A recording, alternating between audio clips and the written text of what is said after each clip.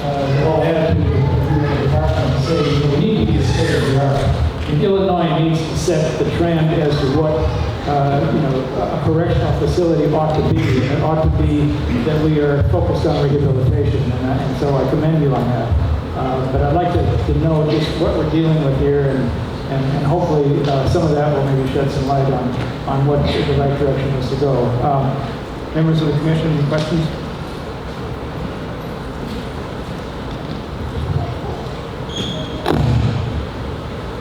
So I may ask some similar questions that you heard up at Stateville on Tuesday.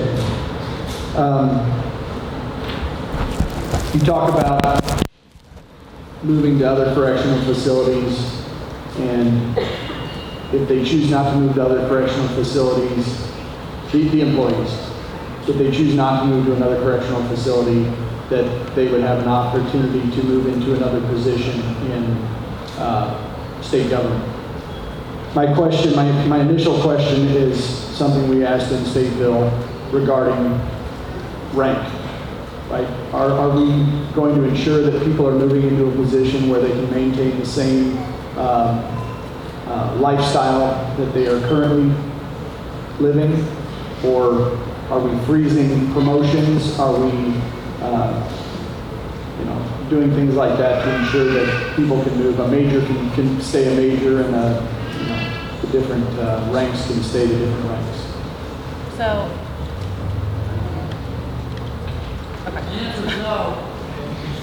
so as we're looking at this, it is important to.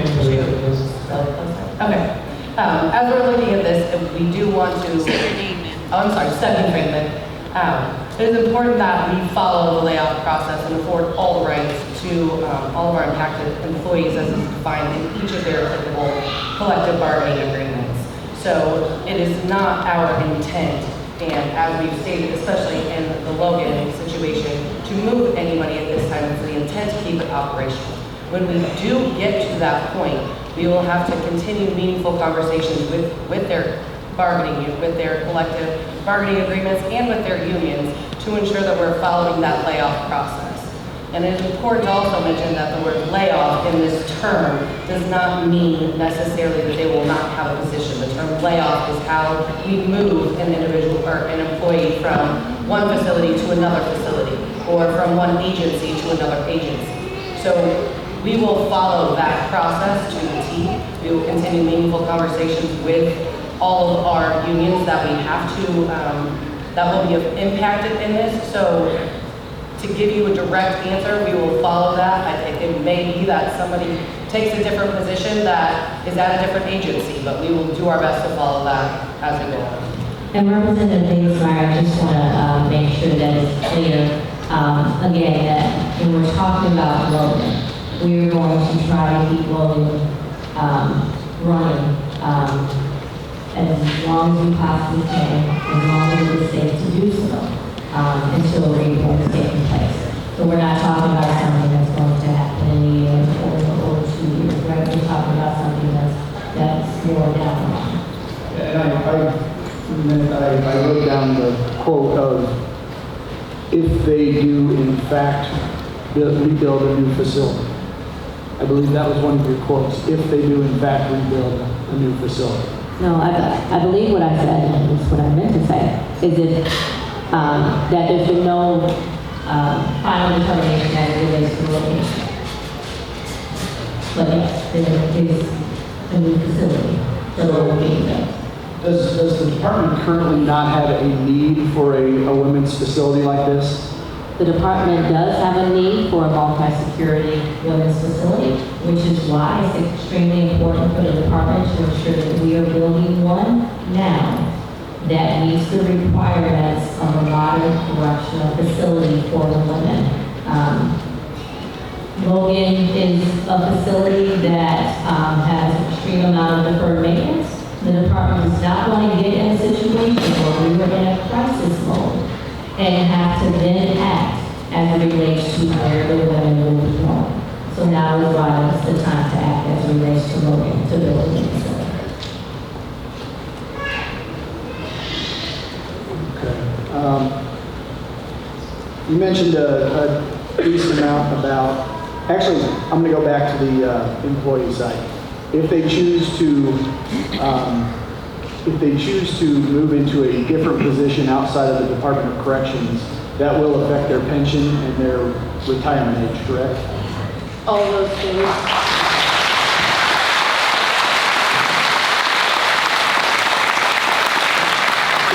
Really quick, I want to remind everybody that we have a lot of people that want to speak, and I understand your enthusiasm, and I appreciate it. I've been through this in my home community, so I certainly understand, but we want to make sure that everybody gets an opportunity to be heard tonight. Senator Taylor and I co-chair this together, and we work well together, so if you can keep that as brief or as fast as possible. I understand what you're going through right now. Please. Can you repeat that, the question? So, will this affect their retirement if they are not able to find a position in the Department of Corrections that allows them to continue the lifestyle that they currently have? So all of those things will be impact bargained within the unions. We will have those meaningful discussions with the unions as we go along. Those are things that we cannot start until we're done with this process. This process has to continue and be determined with your recommendation, and then we can continue our portion of following the layoff process within the collective bargaining agreement. I'm assuming that the collective bargaining agreements, for instance, wouldn't allow DHS to treat certain people one way and other people another way. So I would say that, I understand you're trying to soften and be a little diplomatic about your answers, but I would argue that they would not. Pardon? No. Okay, I didn't know if you couldn't hear me. So, I understand that you're being diplomatic about your answers, and there's a lot of lives that are affected by a decision like this. Not only the people that work there, but the people that are housed there. As we look at, I believe state bill had 429 or 423 individuals incarcerated and over 1,000 people working there, whereas we have 447 staff and 1,081 people incarcerated. Seems like a pretty decent investment, and I understand there's probably a difference between a male facility and a female facility, but that seems, Stateville looks a little upside down when you look at the numbers.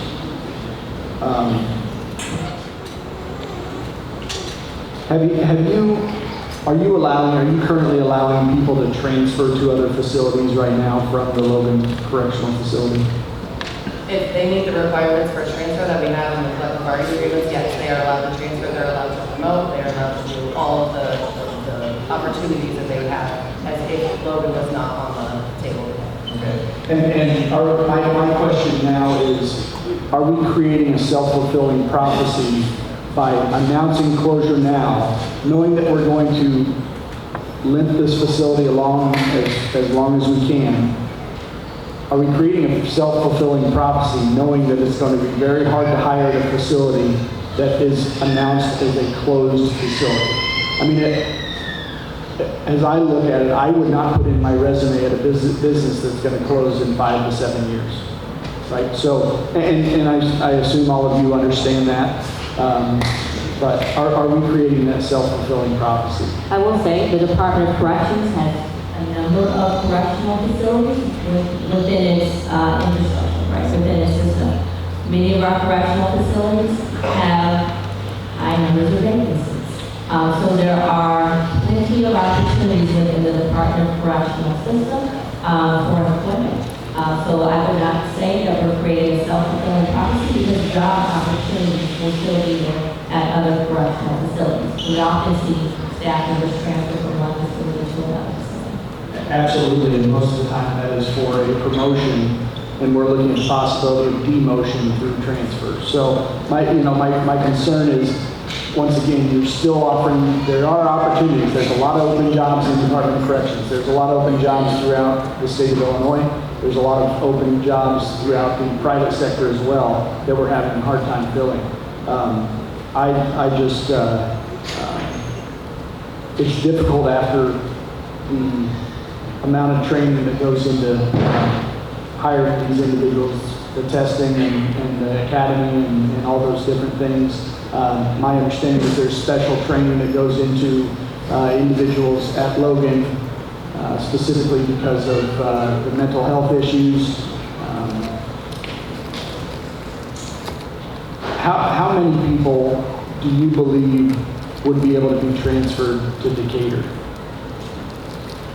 Is the question about the individual in custody or the staff? Individuals in custody.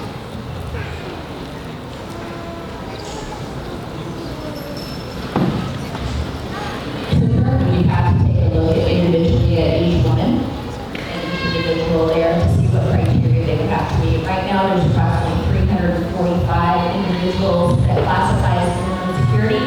Not all of those individuals will meet the criteria for Decatur. At this point in time, there's a moms and babies program at Decatur, which prohibits women and others that have offenses against children from going, as well as certain other parameters that we would have to look at each individual. And as we look at building a new facility, I would think that would be something that we should have looked at prior to, and I understand you'll have people coming into the system and people going out, but to give a good idea of where we're at today, I would certainly think that we would have gone through each individual's background to see where they would fit into the current system, because there are 2 women's facilities, correct? Decatur and Logan. Yes, sir. And the other one is the center also. The other issue, right now, I believe Logan serves as the receiving center for all women in the state of Illinois. Correct. Does it not make sense for that facility to be centrally located in the state?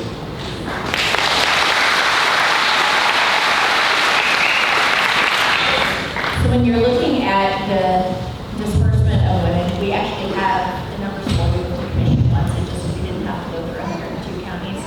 So we're looking at, when we broke down the numbers, there were 209 women, or actually, I'm sorry, 271 women from Cook County. Significant number from the other counties too. It represents anywhere between 30 to 40% at any given time for women from Coconut College. When you're looking at people from the way south, the numbers, of course, are vastly different than the difference in population.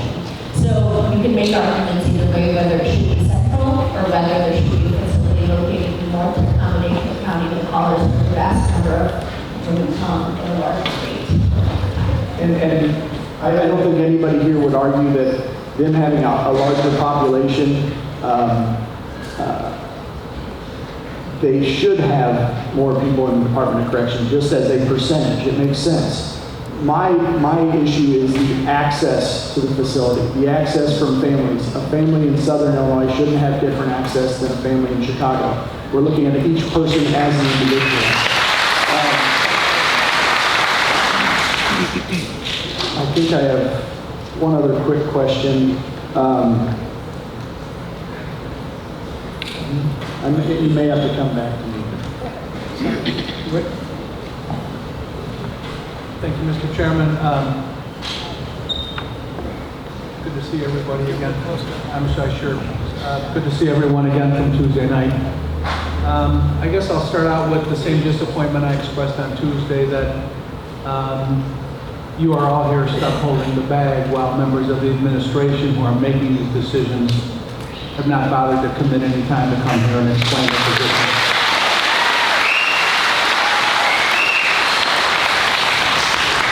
I have a couple of issues I want to follow up on from my colleagues.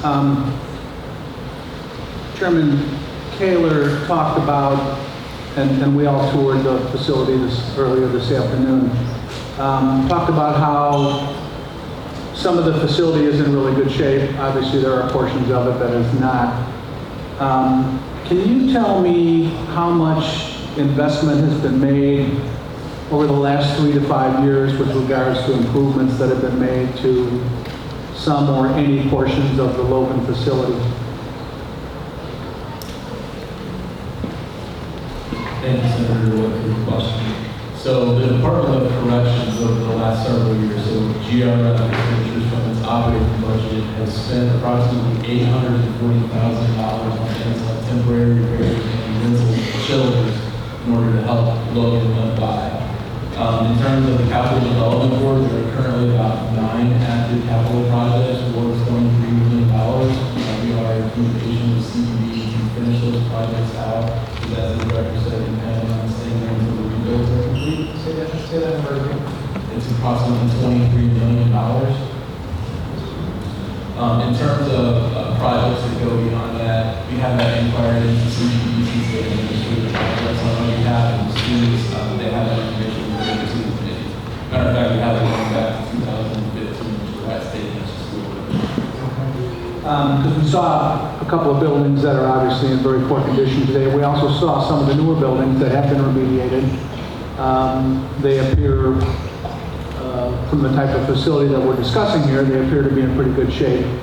I'm not sure that even 3 or 5 years from now, these are the types of structures that would need to be bulldozed and started all over somewhere else. So, to the point, if final decisions have not been made yet, you've already spent $24 million out of about $130 for remediation that someone mentioned earlier. To get the facility up to speed, you've already spent 25% of that money. Comparing that to a $400 million investment, which I think is extremely conservative, particularly based on the fact that there's discussion about rebuilding this facility in the metropolitan Chicago area. No one can convince me, having spent my life up there, that you can build anything in Chicago cheaper than you can build it right here in Central Illinois.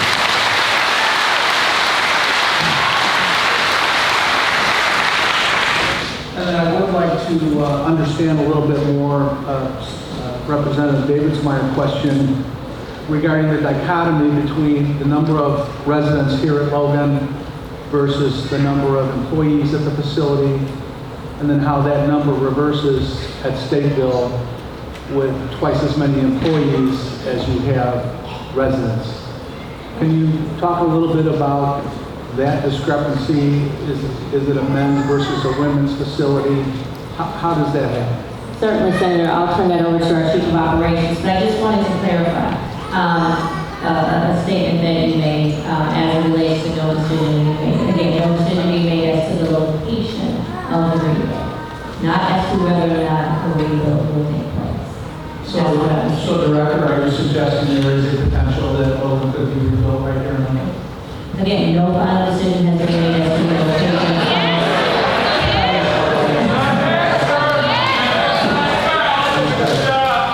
But as it relates to your question about the staffing versus the individuals in custody, I'll turn it over to you. Good evening, Justin Harrington, Chief of Operations. So when you talk about the staffing,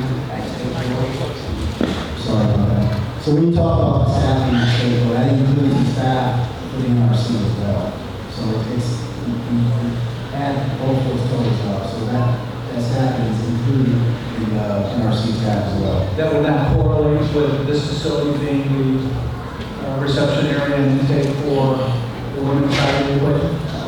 No, now our receiving not apples to apples, it's much more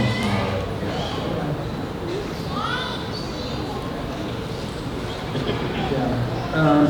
Came up the other night too, and the more I thought about it, the more I'd like to hear some more explanation about why it makes sense for a minority number of residents who come to this facility from Cook County, with the majority of them coming from downstate. Explain to me again why it makes sense to move that entire population closer to metropolitan Chicago, for lack of a better description, where the discussion Tuesday was transitional abilities, capabilities, opportunities. I've struggled since Tuesday night with how do you take someone who lives downstate, move them to a facility outside of Chicago, and expect them to be familiar with any aspect of transitioning into a metropolitan area. I'm not saying the city of Chicago or the metropolitan area is God's green earth, but it's a very different environment than what they may have come out of living downstate or out west. Can you talk a little bit about why that transition seems to make more sense for a minority of the inmates currently staying in the facility. Absolutely. I will start and then I'll turn it over to Assistant Director Williams. So what I'm talking about is transitioning women from facilities closer to where their community counties were. So what I'm talking about is the fact that over 40 or so percent of the women at Logan currently come from either Cook County or the Collier counties of Cook. So creating a regionalized approach provides an opportunity for those women to transition back into those communities for rehabilitation services. That would not mean what we're saying is the women from central or southern Illinois would have to transition to the northern facilities, right? We still have the Decatur Correctional Facility. And so as women move through the system, right, obviously the goal is for them to move through the security levels and to become a place where they are in security, or move over to adult transition center or some other location. And we're talking about 60% of the population that is not coming from the metropolitan area. Over 40% of the population comes from either Cook, the Collier counties of the north, the remainder of the population, not counting the women who come from outside of the state. We do have a percentage of women that come from outside of the state, but the rest come from every other county. So the way I do that sounds like 60%, which would be a majority of the population.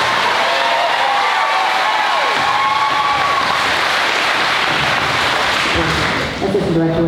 Yeah, I would like to further add, so when you're looking at the most southern counties, because I was doing some data mining of my own, so you're talking about the 12 southern counties to see how far individuals would have to drive and things of that nature. There were a total of 43 individuals convicted from our 12 southern counties. When we're also taking a look at the south and some of the central as well, we're looking at lower level of offenses, mostly drug offenses, particularly meth offenses. So you're going to get a significant limited time and most likely score out to be a minimum security individual, all being appropriate to have substance use treatment. So again, some context issues. Can you quantify that with the type of crime they may have been committed, may have been found guilty of, and the term of their sentence they may have been sentenced to? Absolutely, I can provide you the document that I said before you're welcome. That breaks it down by offense and criminal. And one last question, if I might. We talked about employees up at Stateville being given an opportunity to potentially find opportunities within about a 60-mile radius of Stateville. It's great if you live in Joliet, but it's a whole different scenario if you live on the south side of Chicago. Are you going to be using those same types of parameters should the situation present itself that you will have employees here at Logan redistributing to other facilities? Will that 60-mile window kind of be the parameter you intend to use as far as that transition process?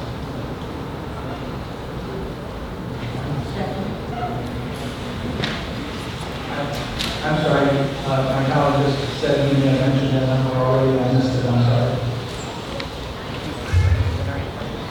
Right, so the number that I mentioned as it relates to the facilities, I was talking about all of the facilities within a 90-mile radius of Logan Correctional Center, so I kind of outlined all of those.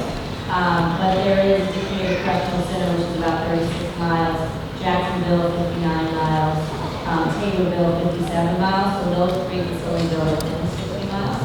But there are other facilities that are kind of outside that radius.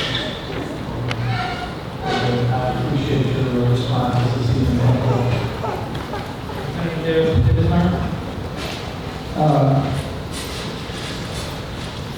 As you mentioned the population earlier, you mentioned the meth offenses and things like that that could end up in Decatur. Why are those individuals not currently going to Decatur? Why are they coming here instead of Decatur? So some of those individuals are currently also in substance use programs. At Logan, there's only a certain capacity for our substance use treatment program. So some of them would stay in Logan for treatment, some of them would go to Decatur for treatment. And again, some of them may not meet the classification as an assessment. They have additional child management issues or something like that that wouldn't allow them to be in Decatur? It's a possibility, yes. Have we talked about, is there any discussion about changing the security at Decatur, the security level? So the department will have to continue to evaluate the classification of the opportunities at Decatur. One of the things that we want to make sure that we're considering again is the miles and maintenance program, right? Make sure we're taking that into consideration. But as we move forward, again, we're talking about something that we're expecting to happen over a significant number of years in the future. So we will continue to explore those options for the women who don't currently meet the classification. Because I understand that obviously a lower level of security, there's less fences, less deterrence needed for to keep people from trying to escape. So I understand that issue. So that would certainly be a cost if we increase the level of crime. You mentioned the word regionalization. Can you give me a little more information on what you mean by regionalization as we look at moving the facility further north? And the reason I ask is because as we discussed Stateville, we were talking about a facility that currently holds less than 500 and making a facility that's 1,500, right? So it sounds to me like there's not a regionalization approach to that facility, and maybe not on this one as well. So when we talk about regionalization, we're talking about creating opportunities for women closer to the area from which they were committed from. And so currently the women's facilities are all in Central Illinois. So creating a northern opportunity will allow a opportunity for those women to participate in reentry services and support services that are closer to the communities that they came from. So when we talk about men, obviously there are male facilities throughout the state, right? And so there are a variety of facilities for them. That is why when we talk about Stateville, we talk about the importance of that facility to the ecosystem, because that does create a northern opportunity for those men. You talked a little bit about the 1,500 number. Again, I just want to clarify that's the number that was utilized to create cost estimate. There has been no final design because the department didn't want to create a design by itself. It's extremely important to us that the stakeholders that live within the facilities, that work in the facilities, the advocacy organizations, the community members, all have a part in helping us figure out what that modernized facility looks like, needs to entail. And so that is why there is no finalized design either. But we have heard from groups who want a smaller facility than the 1,500. We've heard from groups who want a larger. And so, again, no final design, but that is where the 1,500 number came from. Something to be able to give us a cost estimate as to what a facility like that would cost.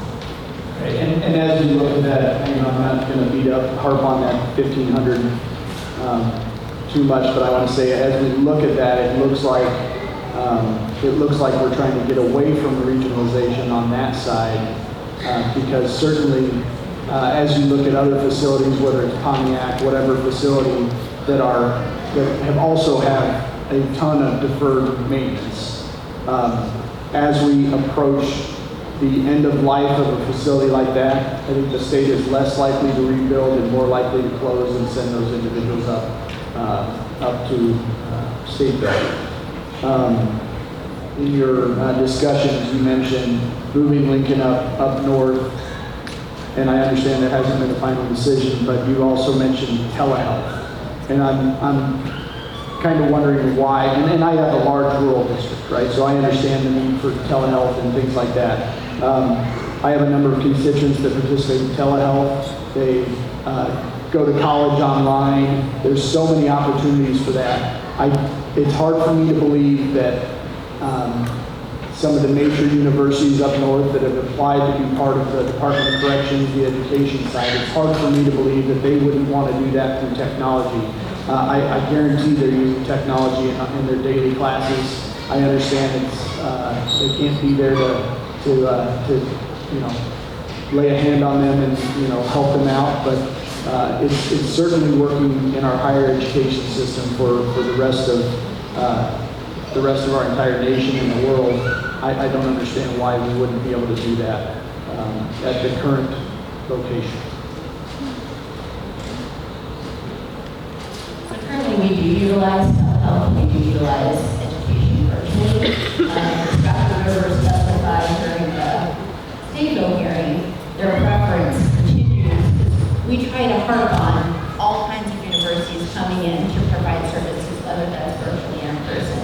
But whether it's DePaul, whether it's Northwestern, whether it's North Park, all of them continue to say that they have to be in person, that they do not prefer and do not believe that they can offer their curriculum virtually, even though we have encouraged them to do so. Our own State Board of Education will accept an online certificate for special education from Governor State University Online, but they won't accept the same thing from Notre Dame. Right? And I'm not blaming you for that. I'm just saying there are a lot of issues throughout the system, and I think there's opportunities to use that technology. Thank you. Just one last question. You talked about decisions being made as to what size the facility is going to be. What is the timeline on that? Well, I will start and then I'll turn it over to Trump. But again, the department is going through the talking process. And then ultimately, the department will continue to work with CED on design and moving the project forward. We have begun stakeholder conversations with various groups, again, individuals in custody, staff members, advocacy organizations, legislators, local officials. And we will continue to have those conversations so that they are a part of the conversation into what the design looks like. We will include CED in those group conversations so that they get the information as well. So that's kind of how the design process will come about through stakeholder meetings and conversations. So those will happen over the next months in order to get to the place where we have a design.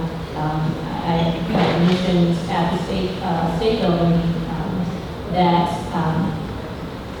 especially as it relates to Logan, the need to ensure that the rebuild happens as expeditiously as possible. So we want to be able to move through the design process as quickly as we can in gathering all of the stakeholder information to make that decision on a final design.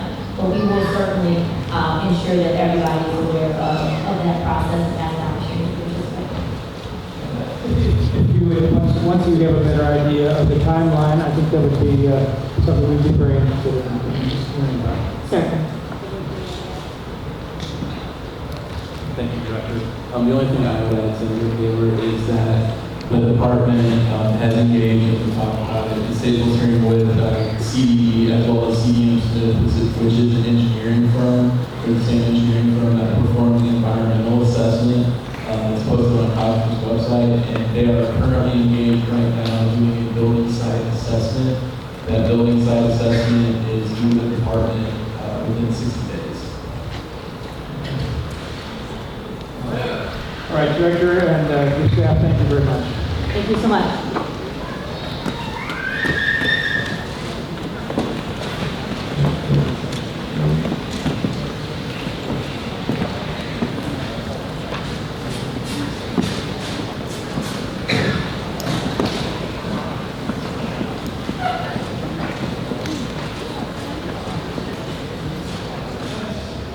We've got a lot of people that want to talk, so they're going to set up the lights. So when you see the green light, you're good. When you see the yellow light, you need to wind up. When you see the red light, that's it. So we're going to try to make sure that everybody has a chance to be heard. So we're going to start.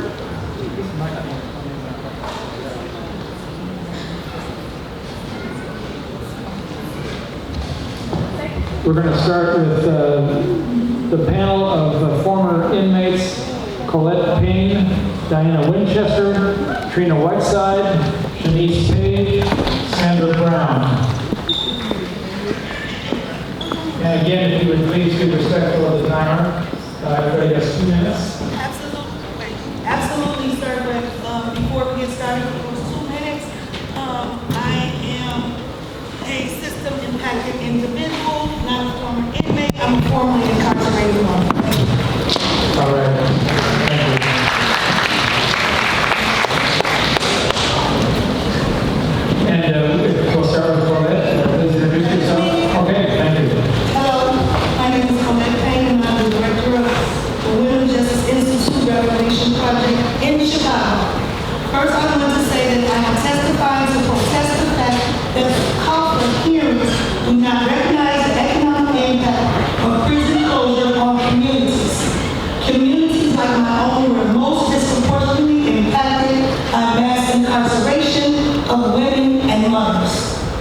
I am here as a proponent of the Logan closure and strongly support moving the new and smaller facility closer to the Chicago metro area.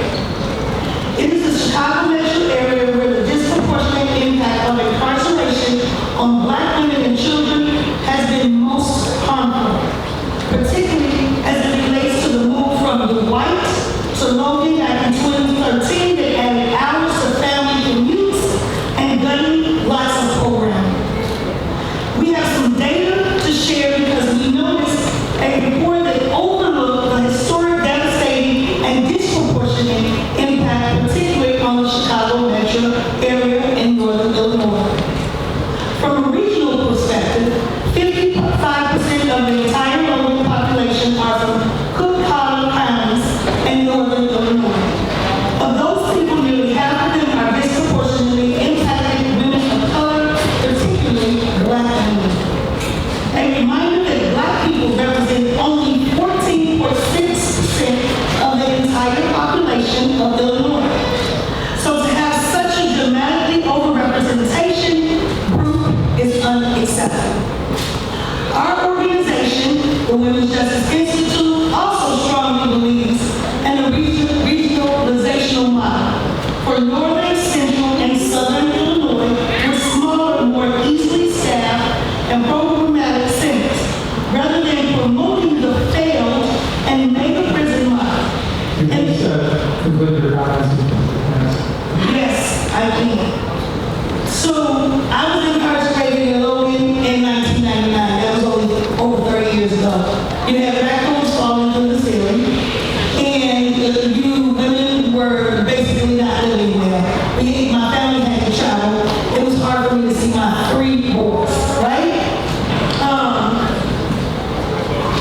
It shouldn't still be going on today. And although I am for the closure and moving it to the Metro Chicagoland area, I'm not in favor of building new prisons. I don't care how you do it, when you can put flowers, butterflies, birds in them. The culture has to change. All right. I appreciate that. Diana Winchester?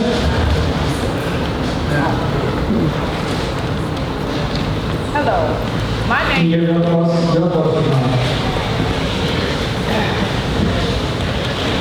Hello, can you hear me? Okay. My name is Diana Winchester, and I am from the Reclamation Project in Chicago. First, I want to say that I am testifying to protest the fact that the call hearings do not recognize the economic impact of a prison closure on communities most disproportionately impacted by mass incarceration of women and girls. I am here as a proponent of the Logan closure and strongly support moving the new and smaller facility closer to the Chicago metro area. This decision is an important step towards addressing the systematic issues of inhuman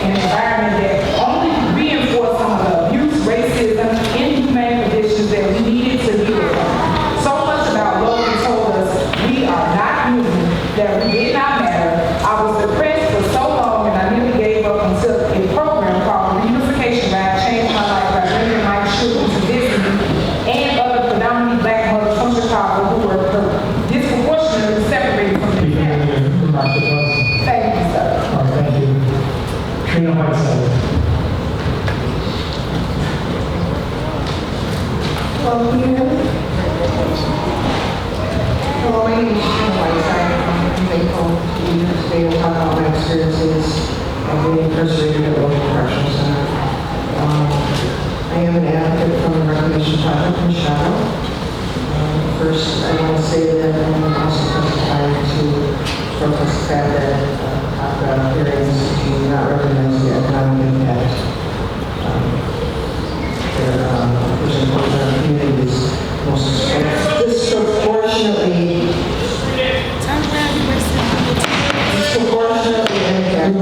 impacts incarceration of women and others. I'm here as a proponent of the Logan closure and strongly support Logan moving a smaller facility to the Chicago metro area. In 2013, I was incarcerated at Logan Correctional Center for about 9 months due to my long struggle of addiction and use of time. During that time, I was there protesting living conditions being completely horrible. There was certainly no place for any woman or any person to try to heal. It was filthy, overcrowded, unsafe, and not a place for conditioning. There was mold in the shower rooms, on the floors, the walls were dirty and crumbling. It simply said no one should have to experience. No human being. Facility conditions contributed constantly to trigger my trauma. Feelings of hopelessness and despair. It was overcrowded and understaffed. That led to a lack of cleaning supplies and an unhealthy environment with so many people living in these conditions. It's never been a place that should be housing humans, let alone women. In the 9 months I was there, the conditions continued to get worse and no one was taking the time to attempt to fix the issues. There were times they didn't even want to shower due to the plumbing back into the sewer, sewage and water. While there have been some meaningful efforts over time to offer women more programs and services, there are always seem to be patterns of staffing shortage issues or challenges of finding enough space due to the ongoing issues with maintenance that disrupted any progress that we had. Did you get your comments to close? Yes. People would get on the waiting list, but no, they would have to stop. Thank you for your time. Yeah, there's a comment from Senator Witt. Thank you for those comments. I understand the mayor's not able to be with us tonight. He's stuck behind some thunderstorms somewhere. But I'm glad to bring up the point of economic impact. Because I think Lincoln has already been through the ringer when it comes to job loss. I appreciate that, but as a former mayor, I certainly understand the impact of what a closing would do to the local economy. The governor made a comment a couple weeks ago that a prison should not be the basis of a community's economic development. And you know what? He might be right. But how much of that Rivian money is he going to sprinkle all over Lincoln, Illinois to try to attract some level of economic development? I don't think it's coming. And the more important issue is not necessarily economic development, it's economic stability. It is the ability of people to keep their homes, raise their families, put their kids through college, just get by in life like the vast majority of people in the state of Illinois have to deal with every single day. So I just want to thank you for the economic component introduction in this process. I think it's probably one of the most important aspects of this entire relocation discussion. So thank you for making that point. Denise Page. My name is Shanice Page, and I'm from the Reclamation Project in Chicago. I'm going to get through some of this. I'm here as a proponent of the Logan closure and strongly support the rebuild of a smaller facility closer to Chicago metro area, as well as for the Women's Justice Institute decriminalization strategy for women's prison. I'm also here as a survivor of gender-based violence and incarceration who was incarcerated at Logan very briefly just last year. I can share that the disturbing conditions, culture, and challenges described by my colleagues are true. However, I have decided to read the testimony from currently and formerly incarcerated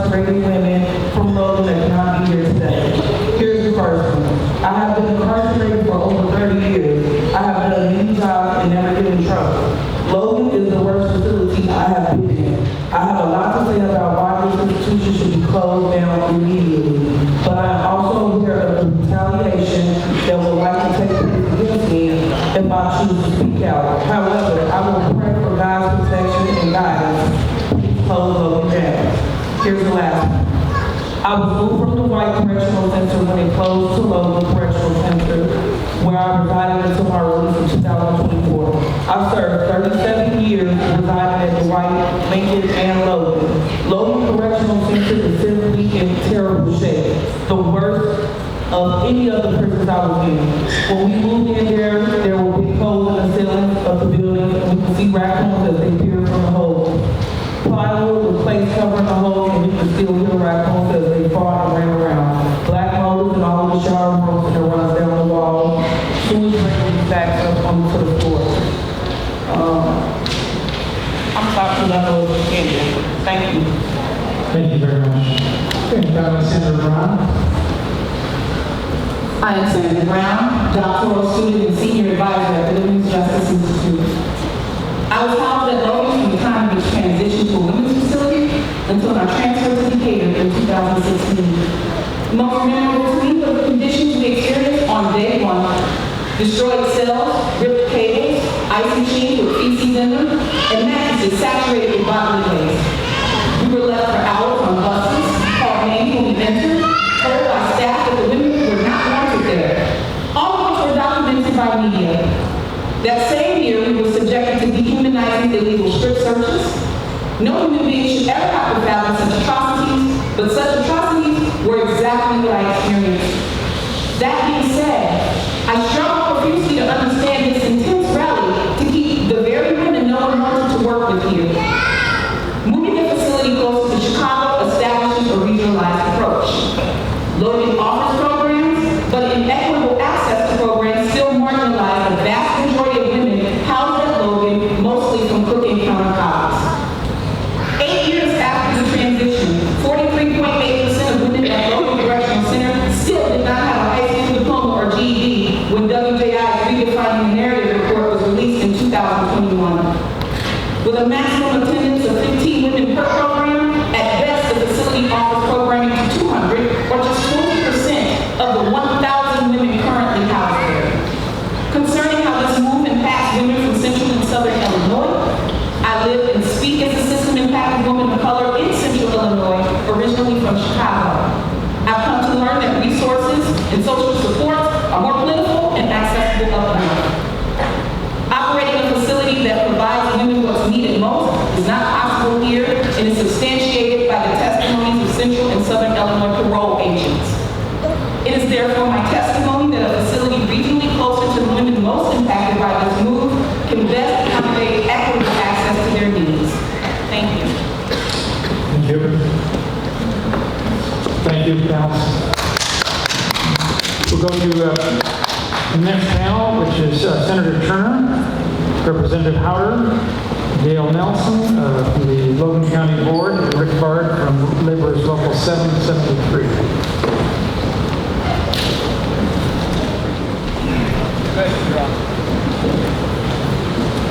First of all, thank you. Thank you, Senator Gator, Senator DeWitt, and Representative Davis Meyer. We appreciate you coming down and to discuss these issues that are really important to all of us. For those of you who don't know me, I'm State Senator Sally Turner, and I'm a referee district, and Logan County is my home. Tonight I'm here to provide my support not only to the men and women who work at Logan, but also for those incarcerated persons in the facility. Throughout this process, it's become abundantly clear either the Illinois Department of Corrections doesn't have a true plan for the future of Logan Correctional Center, or that they don't want to publicly commit to that plan until they've finished this closure process. Either way, it's not transparent, and we deserve more. They announced the closure and intent to rebuild LCC without actually committing to where that rebuild would take place. And this week, we will complete the state's facility closure process on the Logan Correctional Center without a concrete plan and commitment for its future. A closure, they claim, won't actually happen for 3 to 5 years. This process has been flawed from the very beginning, and here we are. And while I recognize the Logan Correctional Center is indeed in need of repairs and may need to be rebuilt at some point in the future, I honestly believe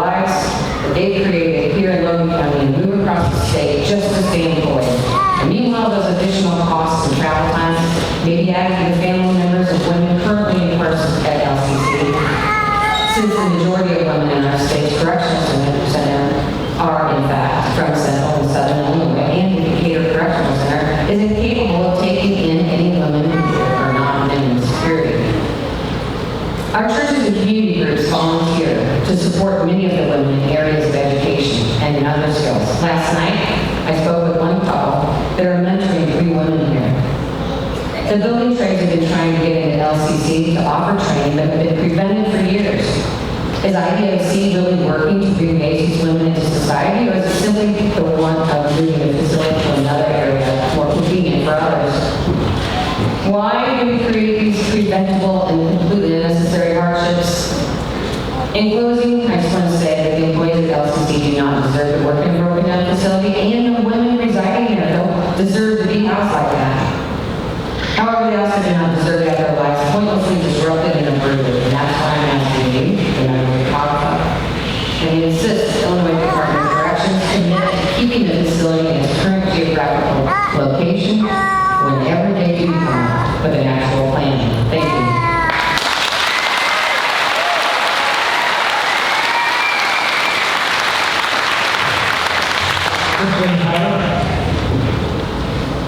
Thank you. Good evening. Good evening, Mr. Chairman, members of the commission. I am State Representative Bill Howard. My district is the 87th district. It has parts of 6 counties, but all of Logan County. I just wanted to tonight first make sure that you don't have the impression of the inmates that spoke of the condition of Logan Correctional Center. We agree there needs to be a rebuild because of the neglect of the state of Illinois. That we agree with. So thank you for the opportunity to speak to you tonight. And I'd like to speak to the Department of Corrections specifically. Look, I'm not here to demean you or insult you in any way. I understand what a hard decision ultimately the administration has. But with all due respect, I will say what you're all thinking. You made the decision to move Logan Correctional Center, and you came up with reasons why you need to move it. This is a partisan political process that will break promises to this community and the surrounding communities to unfairly close and demolish and move our vital state prison to a location that rewards, shall we say, more favorable political locations.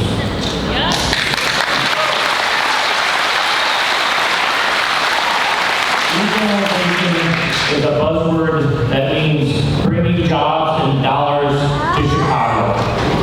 Frankly, this is what all the evidence about this process has led me to believe, and this is why this process has been so frustrating. Despite our arguments and despite the severe economic impact that we've demonstrated that the move of LLC will have on this area, it feels like no one is listening, and it seems the decision has been predetermined by politics.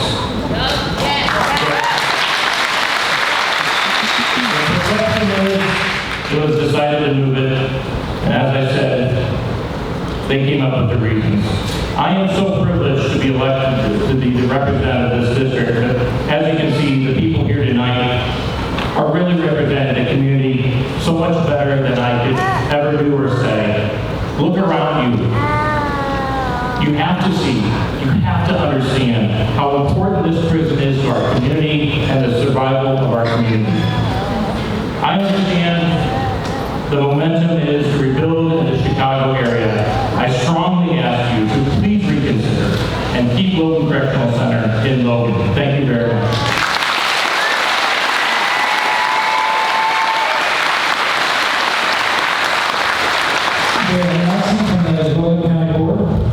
Good evening, thank you for this time. My name is Dale Allison. I'm a longtime resident of Logan County and also the Vice Chair of Logan County Board and Finance Committee Chair.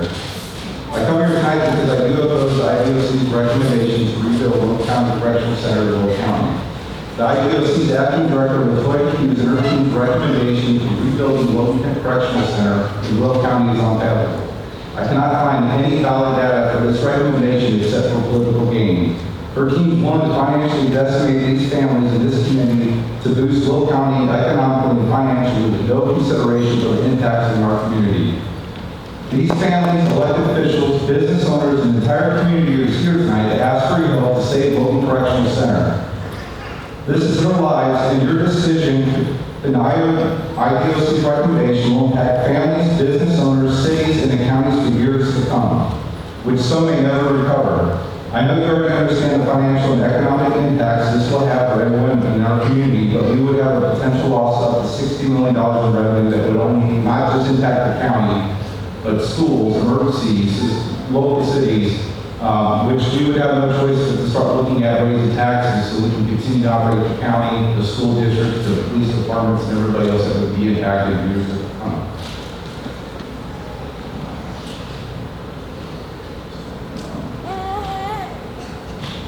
But I fear that some do not understand because this doesn't impact them directly, any of their family members or their community. And it's easy to make a decision that you don't have to face the consequences and live through the long-term impact. So I ask you tonight to have open minds and truly see how your decision can alter someone else's life and family in this community.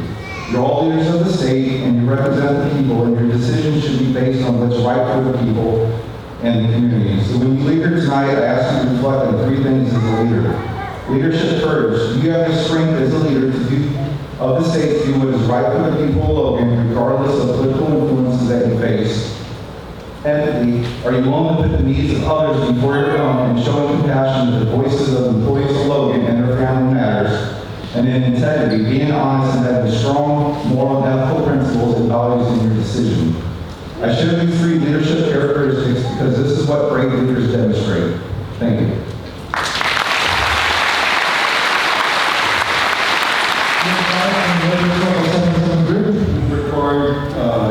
Rep for Local 773 BR 704, represent employees of Logan and Stateville.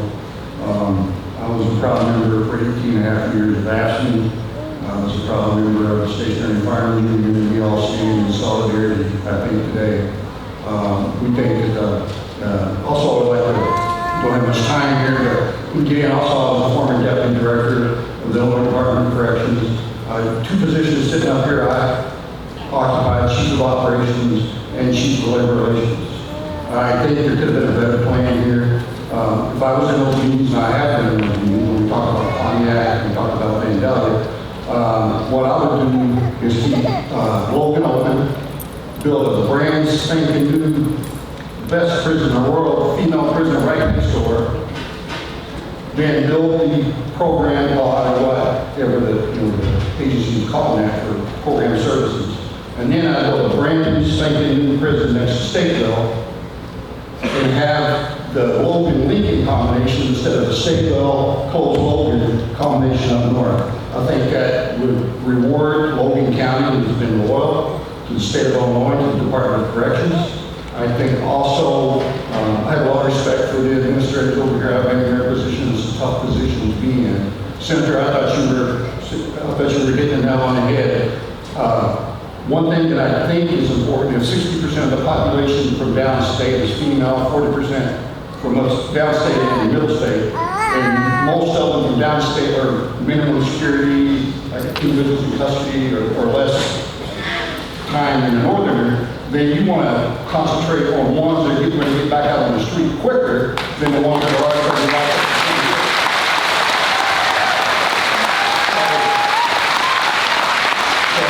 Thank you. I apologize. Last time I got stuck, and I really apologize for that. Thank you for letting me speak. Thank you, guys. Thank you all. Thank you, Thomas.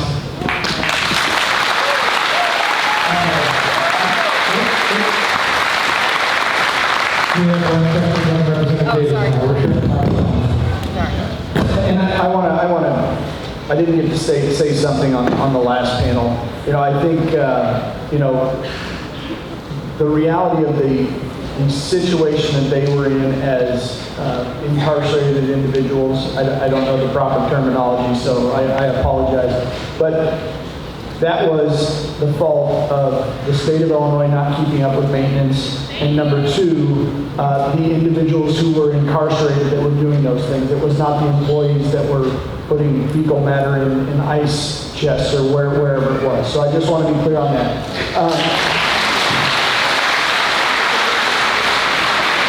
I understand the mayor of Lincoln was not able to be here, stuck in storms or something of that sort. So I'm going to ask this to Mr. Nelson from the Logan County Board. So when we were up in Stateville on Tuesday night, the mayor of Crest Hill was very happy about the plan. Not happy about Stateville closing in September, but certainly happy about the plan. And I asked him, if you were the mayor of Lincoln, would you be happy about the plan?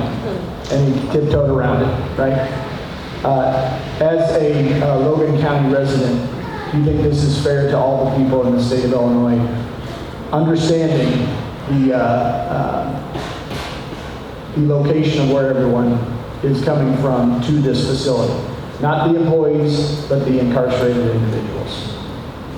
I do think it's fair with the location staying here in Logan County. I think, as you mentioned earlier, being centralized because there's a mix of where inmates are coming from or incarcerated from, north, south. So this would be, I think, a fair medium area for that, the travel, the cost. Understand that, no, I do think it would be fair to stay with this. And to my colleagues up here, prior to my time in the General Assembly, my Jacksonville Developmental Center closed. I understand exactly what you're going through. We have a facility that's still sitting in the center of my town. It's got an old power plant that they've done nothing with. So I don't trust the state of Illinois to do what they promised to do.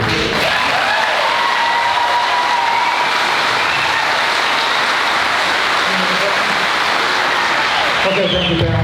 Thank you. The next panel is Mike Newman from Council 31, Kenny Johnson, President of AFSCME 2073, Eddie Ingram, employee, Alfred Campbell, employee, and Sheila Grantham, employee.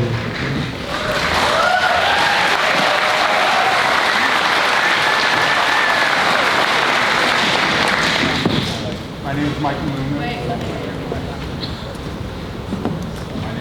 I'm the Deputy Director of AFSCME Council 31, which represents most Department of Corrections employees.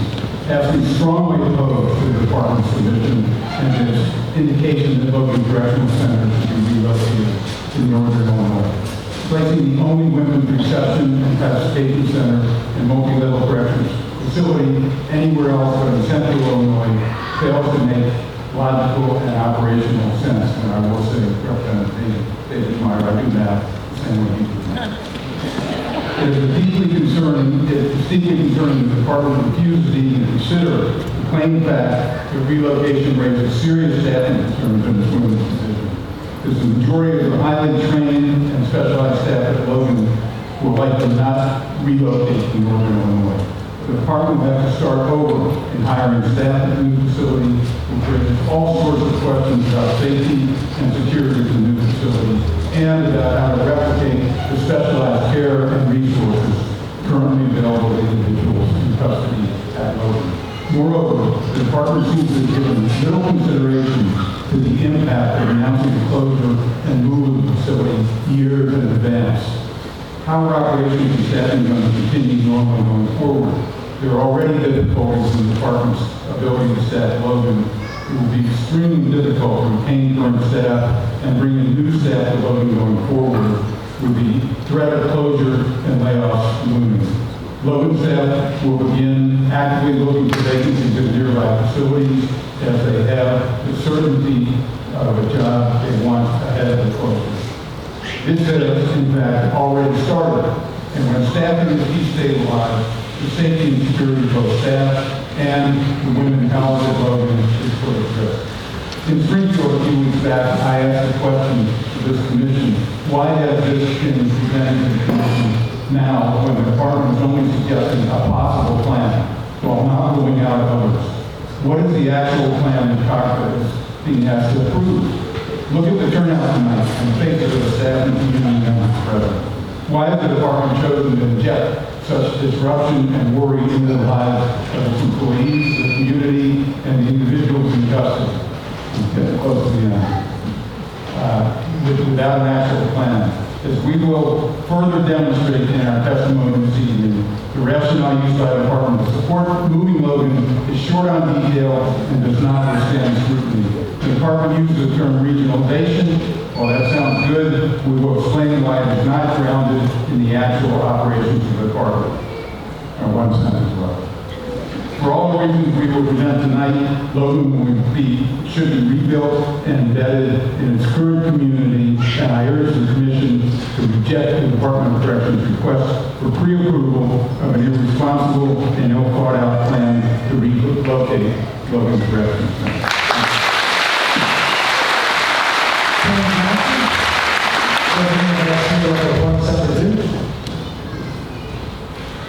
Good evening, members of the council. My name is Kenny Johnson. I've been a correctional officer at Logan Correctional Center for 13 years. Also proud to serve as president of Aspen Local 473. Logan CC is an incredibly special and unique facility, and with that comes an incredibly special and unique group of people, staff. You see, Logan does not just house female individuals in custody. We house, care, and protect minimum, medium, and maximum security offenders. We house the most severely mentally ill individuals in the state who require an extremely elevated level of 24-hour-a-day care. We also house the largest population of transgender individuals in the state. With this truly diverse group of individuals comes a remarkably diverse and specialized approach in regard to understanding and managing the population we house. The staff of Logan Correctional Center wear many different hats every day. At any given moment, at any given time during our shifts, our assignments can and do change. In the blink of an eye, we must change our approach and demeanor depending on the individuals we are managing and the situations that present themselves. We can do that because we have the knowledge, training, and experience that has been taught to and learned from many years of working with this unique and diverse population. To put it simply, we are the best at what we do. While the facility is crumbling, the staff are at our best. If the governor and DOC's plan to rebuild Logan Correctional Center in Crest Hill comes to fruition, the state would be losing the vital staff that make the women's division work. We are not going to relocate our families 2 hours north. Our roots are deeply embedded here in Central Illinois. The department has already invested its time, energy, and money in the staff at Logan. The governor should cherish and hold on to that investment by rebuilding here in Logan County. We are the backbone of Logan Correctional Center. It does not work without us. Build a new facility. Build a new facility, please. The individuals in custody deserve a better place to live, and our staff deserve a better place to work.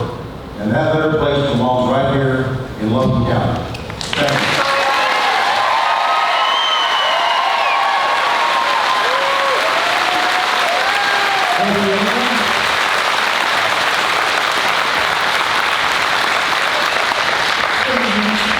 My name is Abigail Ingram, and I am a lifelong resident of Lincoln and Logan County. I am also the record office supervisor at Logan Correctional Center, where I have worked since 2015.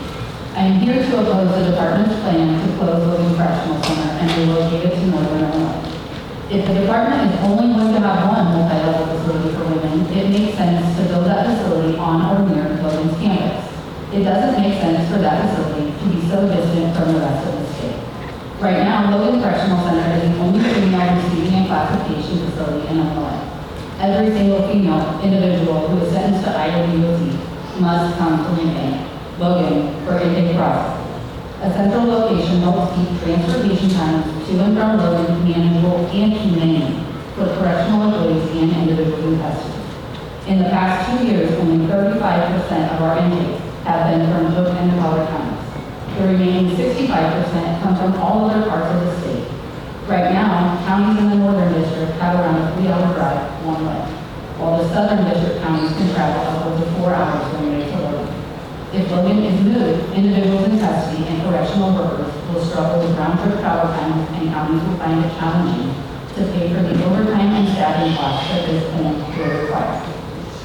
Moving Logan will also significantly increase travel times for most families who want to visit their loved ones in custody.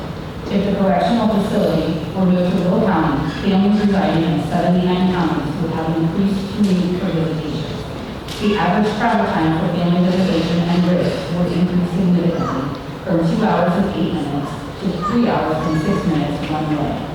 With a location in Northern Illinois, travel from 28 counties will exceed 4 hours one way compared to 2 counties currently.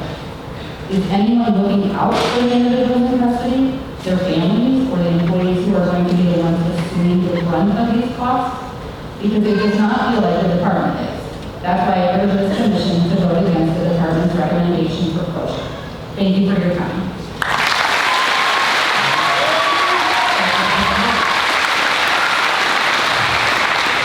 Good evening.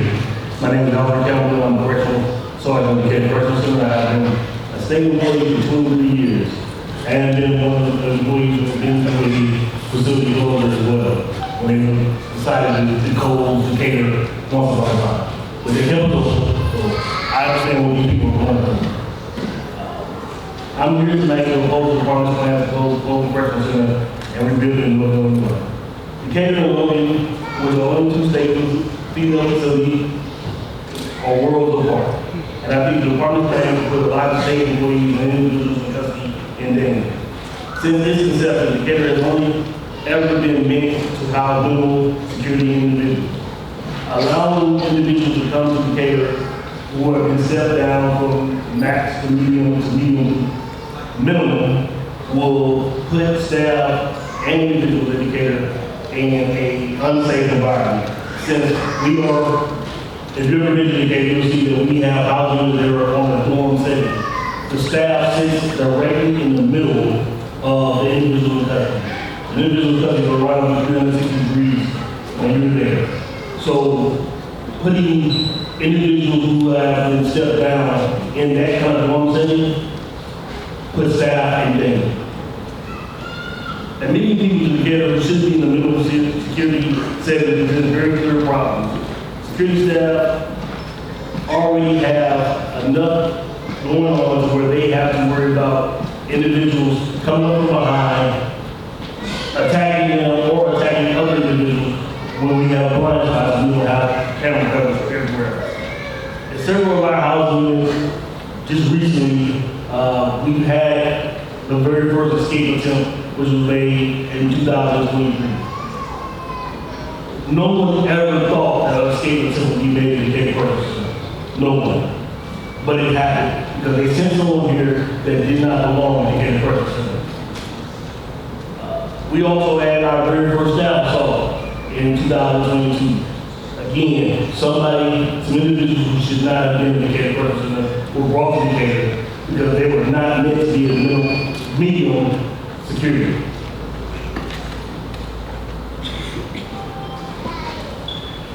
Due to the fact that Decatur Correctional Center sits in the community in Decatur, where there are apartment complexes who were less than 100 yards away from the west end of the campus, makes it very susceptible if someone decided they want to escape, they will be able to, because they have resources. We are right next in the middle of the community. They have gas stations, they have banks, they have other things that are, if anyone wants to leave, if they want to make an attempt to run, they could, and they would have access to resources that anywhere else they don't have. These issues are theoretically, and in 20 plus years, Decatur has been operating only being for the minimum security. So Logan can accommodate these individuals. So as Decatur, we cannot. That's why I'm asking this commission to vote against IDOC's misguided plan to close Logan Correctional Center. Thank you.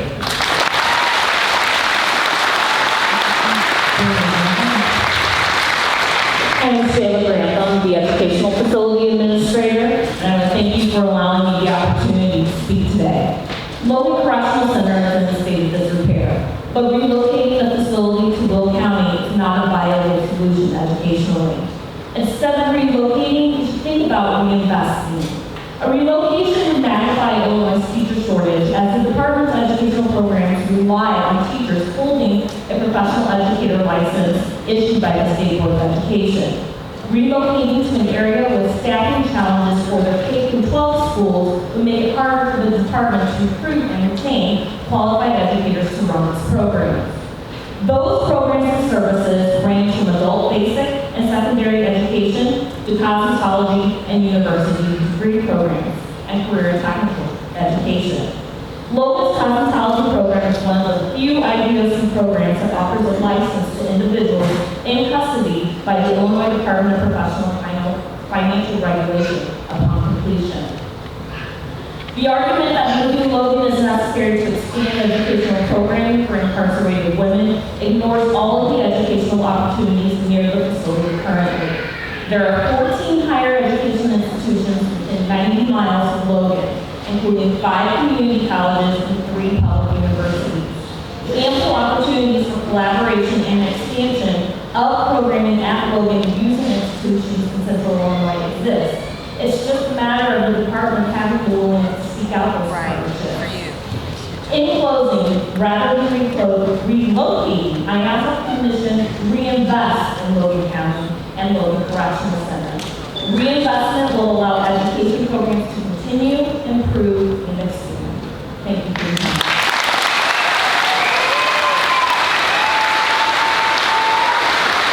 Thank you, Pam. One question to respond to his question. So earlier I mentioned briefly the special training, and sir, you mentioned the specific special training at Logan. Can you expand on that a little bit? Sure. So a lot of the training is done from experience. I've been working with individuals for 10 plus years, but more specific to the question, we have gender-specific training that we go through at Logan Correctional Center. Actually, in 2017, it was state mandated that anyone who works inside of a women's correctional facility must be trained in CR2, which stands for Creating Regulation and Resilience.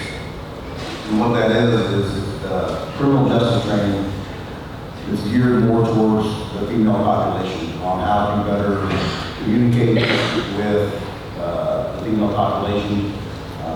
A lot has to do with trauma-informed and trauma-based education stats.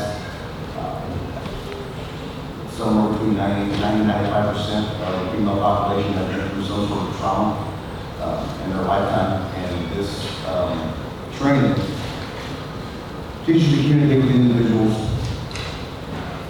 while mitigating the chances of triggering their trauma, so that you can better de-escalate certain situations before they escalate into something more serious like stabbing soul or simply having to take someone to restrict housing, which is a communication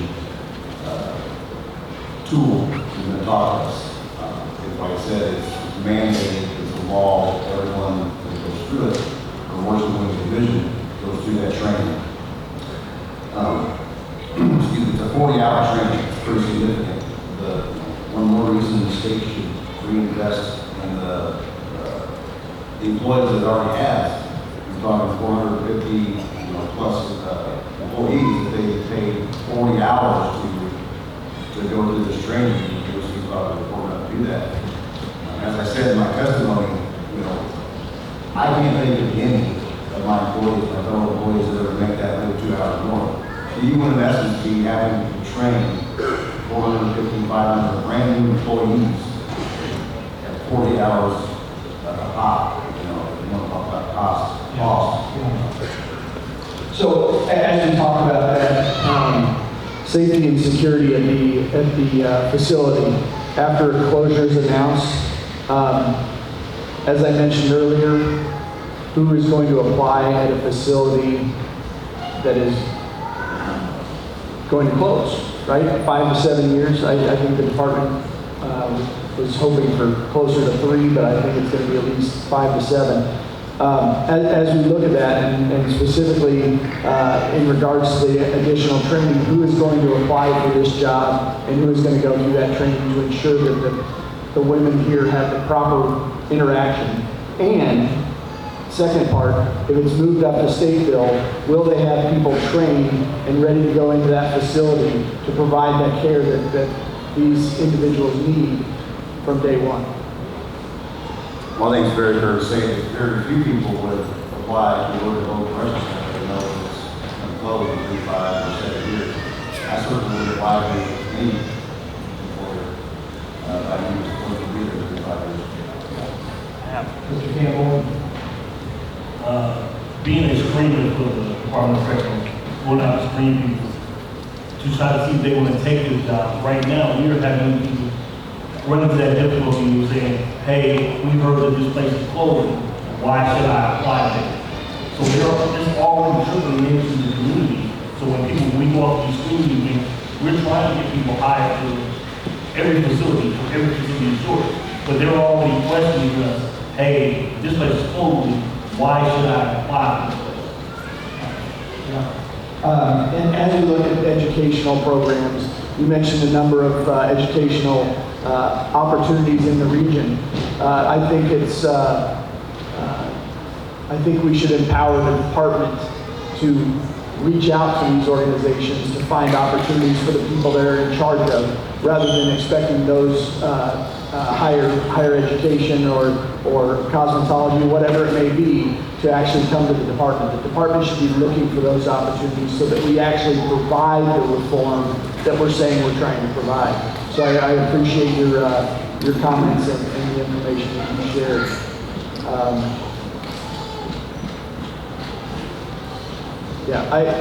And Mr. Campbell, I think you hit the nail on the head on the security indicator. I don't think very many people, very honestly, from this facility, from what we heard during the tour, they said maybe 5% of individuals from this facility would qualify to go to Decatur.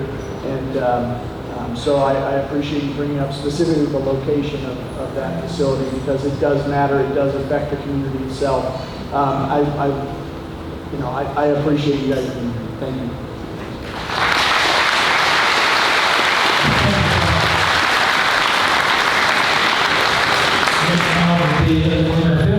Employee, Victoria Abraham employee, Melissa Hayes employee, Mark Romero from Council 31, abuse from the chief of the rural fire protection. 14 years in the department. I'm the re-entry counselor at Logan Correctional Center. I'm here to speak on the work that I do and the program we do to prepare our individuals in custody for re-entry, as well as our additional programming that the species district is really close. Any suggestion that Logan's location or current programming is not adequate or unable to prepare individuals incarcerated for re-entry is unfounded. In addition to our mandatory re-entry programming, such as civics class and vital document applications, each week we have regional web access for re-entry resources for different areas of the state, a re-entry prep program at the rural school every month, and 2 separate re-entry summits every year. I help them apply for SNAP, Medicaid, Social Security Disability. In February, I sent out over 340 birth certificate Social Security card applications. By the way, only 9 of them sit on the table. As of tomorrow, 76% of our population will have taken a civics class as mandated. That may in the next 12 months, 4%. I also maintain a re-entry resource room that contains an abundance of resources from all across the state. Logan also has a variety of classes, groups, and programs, including career training, technical training, industry training, and anger management, substance abuse, religious services, women and family services, volunteer services, and that's not all of them. I read that re-entry services and access to more programming are being used as a region Logan North. In line with 31% of our parole violators come from Cook County and the College County. Why have I not been informed as a re-entry counselor of all these extra resources that are in Cook County? I don't know about them. I want to wrap this up with a couple conversations that I've had recently with individuals. First thing that happened first thing this morning. I talked to an individual for about 20 minutes about an application for the Logan House in Wilmington. This individual from Chicago. What he said was, I don't want to go back to Chicago. Go back to the same place with the same people, you get the same result. I don't want the same result. I want to start new and get on my feet without the ones at the train waiting for me to bring me down. And the exact words. The other is from an individual who had a life sentence that will never qualify for Decatur Correctional Center. She said, I won't ever see my mom again. She barely makes it here. She can't and won't go further. I don't know what to do, but I know I will never see her again when we move up. If the facility does move up north, we won't have an answer for her or when, or if she will ever see her mother ever again. I strongly urge this committee to recommend not relocating Logan Correctional Center. Thank you.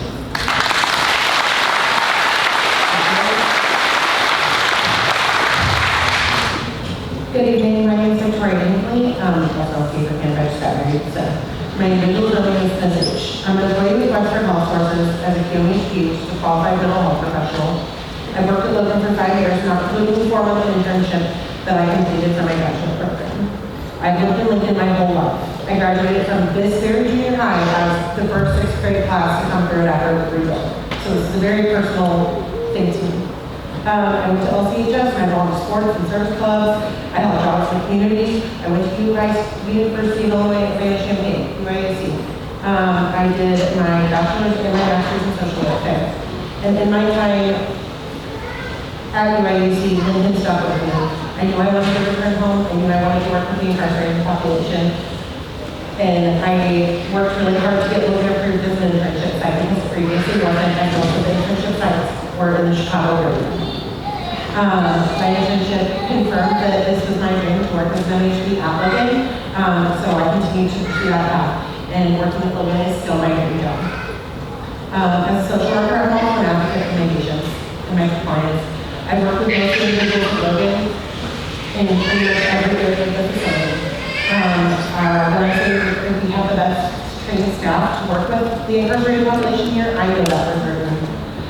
We have specialized skills and training to work with the population at Logan. As Penny was talking about, we have CR2, which is the escalation situations and how to talk to individuals. We also have the transition revival training, which is called the master training, which we're required to do, but also is great. And most other institutions don't have to go through those trainings. Most people don't have to go through those trainings. We utilize those skills every single day, so we continue to hone them every single day. Some women have families and children that they get frequent visits from. Moving away from the central Illinois would reduce the visits and keep most of our individuals connected to their families and help with their mental health. Leaving the facility would also ruin very familiar faces and therapeutic relationships that we built as staff. As I know, most of the home staff will be able to relocate as well. Part of being an MHP is ensuring our individuals stay alive to see the other side of the gates one day. I think it would be nearly impossible for the department to develop and provide the current services at Logan if it's moved, as there are still several mental health openings in the northern facilities, while Logan is one of the most staffed mental health facilities. The women in custody will be profoundly impacted for the worse. To minimize the disruption of the lives of the women, employees, and the lives of the Logan County community members, it should be rebuilt right here. I urge no vote to depart from government.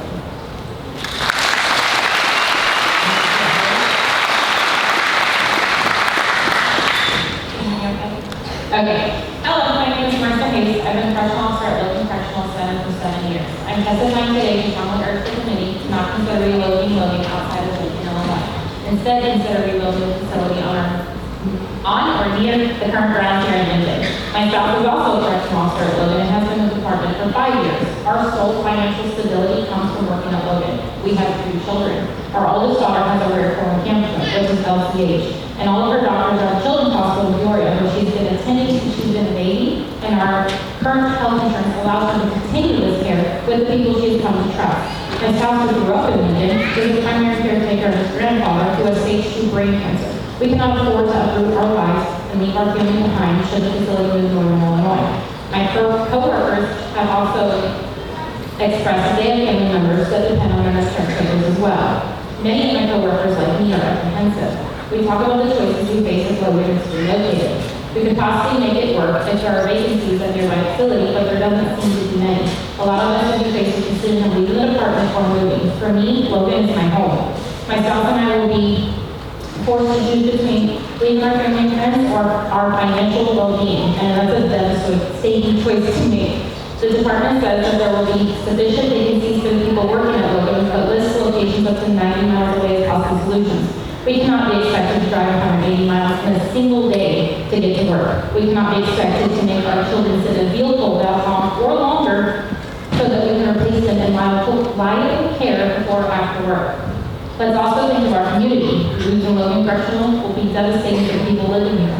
Having Logan in Logan County brings much needed revenue to our small town. After losing the colleges, the community started to struggle. If we lose the prison as well, then many families will have to consider relocating just to sustain changing their lives. It will affect businesses, schools, and everything in between.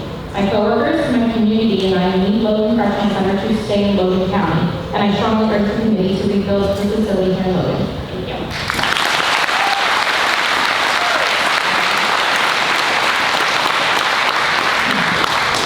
Good evening. My name is Martha Merrill. I'm the Director of Research and Employee Benefits for Aspen Council 31.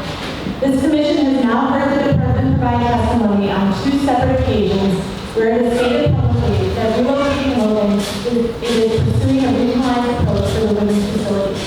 Having one facility in central Illinois for minimum security individuals and one multi-level facility in northern Illinois isn't regionalization. It's just having 2 different facilities that serve 2 different functions. The notion being implied that the women from central and southern Illinois won't be harmed by moving the facility north because they can be transferred to Decatur is absurd. Decatur is a minimum security dormitory style facility with very different security protocols from Logan. By and large, population of Logan that could be appropriately placed at Decatur is in the process of moving so. If the department is considering in its planning to move the remaining women at Logan who are from central and southern Illinois to Decatur to minimize the disruption of its ill-thought proposal, it will do so at the peril of the staff and the women and children housed at Decatur. As the sergeant from Decatur stated, the issues we raised with the state's regionalization framework aren't theoretical. They are based on the operations and limitations of Decatur. If DOC is to operate only one multi-level facility and receiving center, then it must consider the well-being of all incarcerated women regardless. A central located facility maximizes the women's access to loved ones back home, which increases the odds of successful reentry. The staff has specialized training and years of experience working with women at Logan. The Education Division has developed specialized and creative programming which takes into account the resources and opportunities available in Central Illinois. There are ample opportunities for collaboration and expansion of programming as been identified. Keeping the rebuilt facility embedded in this community makes logistical and operational sense. You have heard related accounts from women housed at Logan that they don't want to see the facility move because they understand the impact it will have on their families. And you've heard from residents who will have to make the devastating choice of their livelihoods or leaving this community. For their stories and for the hundreds more in this room, I urge this commission to voice its opposition to any proposal to move Logan to the Stateville campus.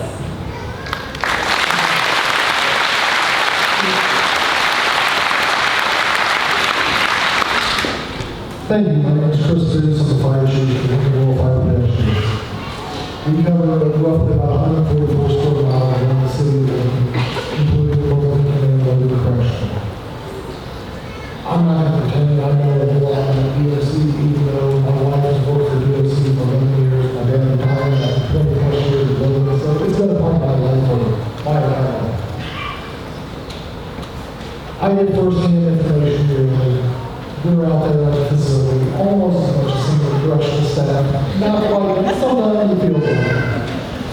Everything from EMS runs to a power wrench on fire, stuff you can't make up. And we often joke that this is the kind of stuff that you could write a book about, some of the types of situations we see there.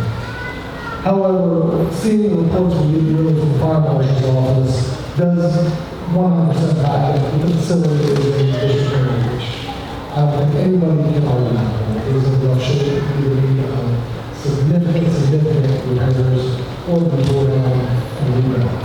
Obviously, just like everybody else, I would 100% agree with these women in Logan County. My family and all other families do depend on it. We cannot move our family to another location due to my job, being a fire chief.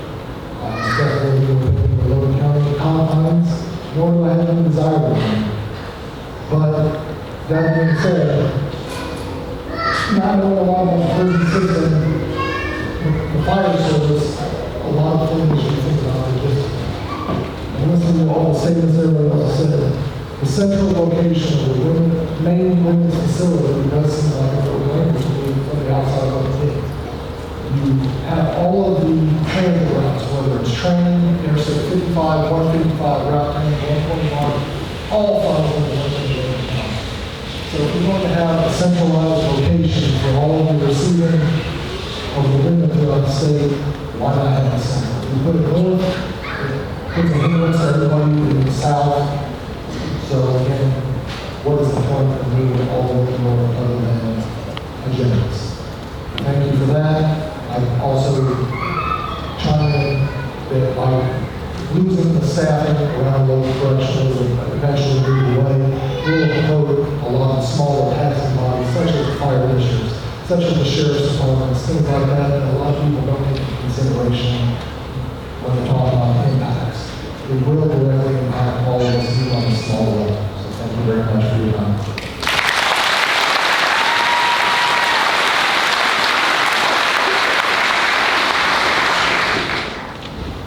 Well, I understand what you're saying about your family. I've got they're getting older. I got one that's almost in driver's ed next year, which seems crazy, not possible. But we come to Lincoln for the soccer tournament every year, and I always enjoy coming. And you run a good program. I want to hear a little bit more about the re-entry programs. And as I mentioned earlier about some of the education stuff, do you know of any efforts by the department to go out and find more re-entry programs? So one of the main things that I've always said is there's so much more programming out there. There really isn't programming for women in this entire state. You have a few halfway houses up there for what the inmates in Logan are told me. The individual trustees said they don't want to go up there, but that's their only option. I've heard, I've never seen them, so this is coming from an individual trustee, that there are drug dealers outside of these halfway houses in Chicago. They don't want to go there. We're putting them in homeless shelters outside of Chicago. Why hasn't the state come up with more contracts for these women outside of Chicago? We just keep pushing everything to Chicago, pushing everything to Chicago. Over 60% of the population is not from Chicago. And we want them to go to Chicago. We have one house down in our District 5, which is from Effingham all the way down south. We have two in District 4. They're both in East St. Louis. That covers the entire southern central part of the state. And we have one in District 3, sprinkled all the way across in Decatur. One or two in Peoria. Homeless shelter in Deerfield, homeless shelter in Rockford. Let's just keep putting. How are we supposed to rehabilitate them when we have nowhere to put them? They need this, they want it, we need drug rehab, we need that. And they're saying their higher sentences up there, out of the 290, this was as of April, the 290 Cook County incarcerated individuals, only 15 of them were non-violent. They're gonna have higher incarceration time. 15 out of 190. But we just had 5 murderers from down south coming, just so you know. So have you seen pressure from the department to fill in these gaps that they're saying we have in our re-entry? No. Okay. The biggest thing is that it's still going to come on all of the In order for you to be able to fix the problem, you have to You gotta know about how to do it. I mean, if it's digged out of another facility, they certainly try to replicate the good stuff at other facilities, right? So that's certainly a direction that the department. I'm more than willing. I mean, I'm more than willing to. Can you look more at it? Can any of you mention anything about mental health professionals and what particularly makes you qualified? So, for mental health, we have several different types of mental health workers. So we've got behavioral health technicians who might mainly run groups and answer crisis intervention calls, which is when anybody feels like they need to talk to somebody right now. Could be somebody who's suicidal, could be somebody who's going through something. I know I've got crisis personally, young people that have also family members. Those individuals have to minimally hold a bachelor's degree, preferred in a social science of some sort, so psychology, social work, forensic psychology. We have had people with like education and things like that to be, and MHD, which is mental health professional. You have to have a master's degree and a license that is acknowledged by the Illinois Department of Federal Professional or Financial, something like that. They'll differ, is what I call it. And the license has to be a licensed marriage and family therapist, a licensed professional counselor, a licensed clinical professional counselor, a licensed social worker, which I am, or a licensed clinical social worker, or a licensed clinical psychologist. We also have openings for, they're not filled right now, for clinical psychologists to be site directors and unit directors, which are basically just bosses, but it requires the same type of education. So you're looking at 4 to 5 years, sometimes even more than that for the psychologists, of education and training, and then most of that education and training, you also have to complete an internship generally in something. So. And thank you for bringing the internship to Logan County. Thanks. All right, thank you, Pat. And, our next panel, and then we have a number of people who have requested to speak. Josh Marini, Marsha Nibbs, Lori Ward, Mary Sexton, and let's have Josh Perkins, if you want to come up to this panel.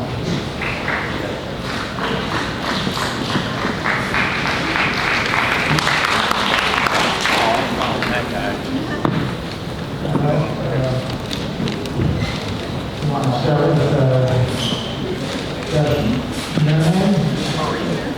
Marine. All right, go ahead. Thank you. My name is Josh Marine, and I'm actually an instructor at Logan. Honestly, Logan opened in January 1978 as a prison. My dad started out in January 1978. I am born and raised in this environment. I've been out there this year will be my 25th year. I have been there when we were co-ed, I have been there when we were male, I have been there since the female has come back.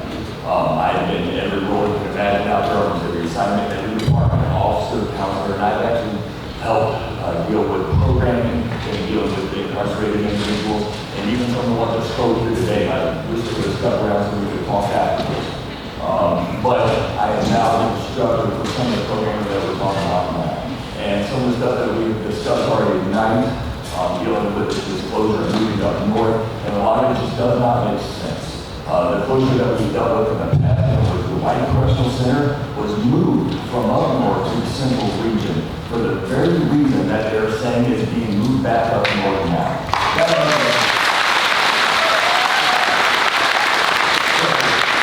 At Logan, we have been through the struggle. We have been through the growing pains. We were tasked with dealing with a population that we were not trained for. And now we have had to work and work very hard with a staff that care. These staff do not come to work every day because we act like we are in a thankless profession. And now we come to work, we deal with the individuals, and we had to do the struggles at the very beginning and learn and go through all those pains at the end because we were not trained to do so. And now we are.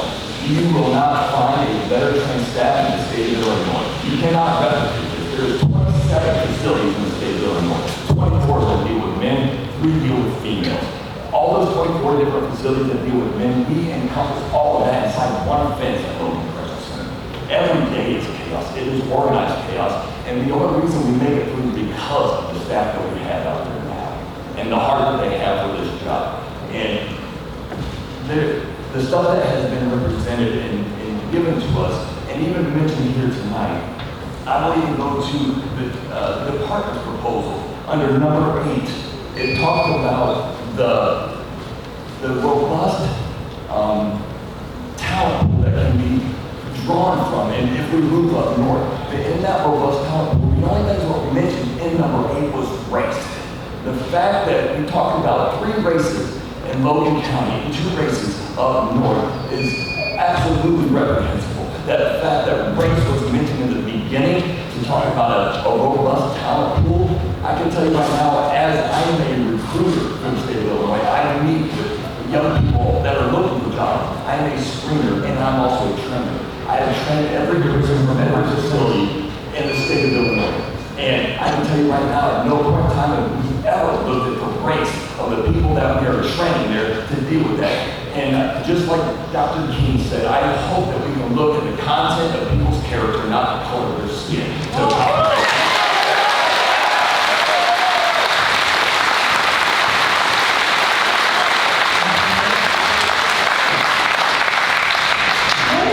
Marsha Mibbs. The first time I worked at Logan Correctional Center was in 1980. I was a junior in high school, and back when the state had a lot of money, we had summer workers. My mom was the third person hired at Logan. She started there in 1977. She worked in personnel and hired all the rest of the workers, including Josh's dad. My nephew is the third generation to work at Logan. I am so proud to keep them with me. I am proud that everyone in Christmas town of Logan. If you close Lincoln, if you close Logan, you're going to destroy my hometown. You're going to destroy all those people that I care about and I work with. There is one facility in Illinois, in Aurora, that does house women, and no one seems to talk about that. 41 miles from Chicago is a worker center for women. I get it, they can only go there the last 2.5 years of their incarceration, but they can go to Aurora. There is something up in Northern Illinois. There is nothing in Southern Illinois. At least we're centrally located. We're not that far from the people in Southern Illinois. I talked to the same guy that Queen Fish did, that her mom will never get to see her again if you move her to Chicago or Will County. She's doing life in prison. I get it, she made a mistake and she's paying for that every day. She will never see her mother again if you move us up north to Crestville, Illinois. The Decatur also has a very limited criteria, as does the work release center. A lot of our individuals will never step foot in Decatur. So having one central location prison is not going to fit everyone. In closing, I want to say that Lincoln matters to me, Logan Correctional Center matters to me, and we're going to fight with everything we have to keep us in this community and keep this community alive. Because all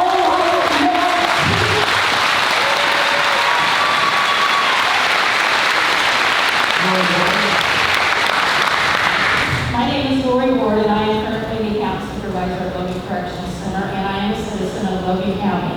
I am opposed to the plans to rebuild Logan Correctional Center in Crestville. I have worked for the Department of Corrections for almost 11 years and have lived in my current home in rural Logan County for over 30 years. I have 5.5 years before I can retire.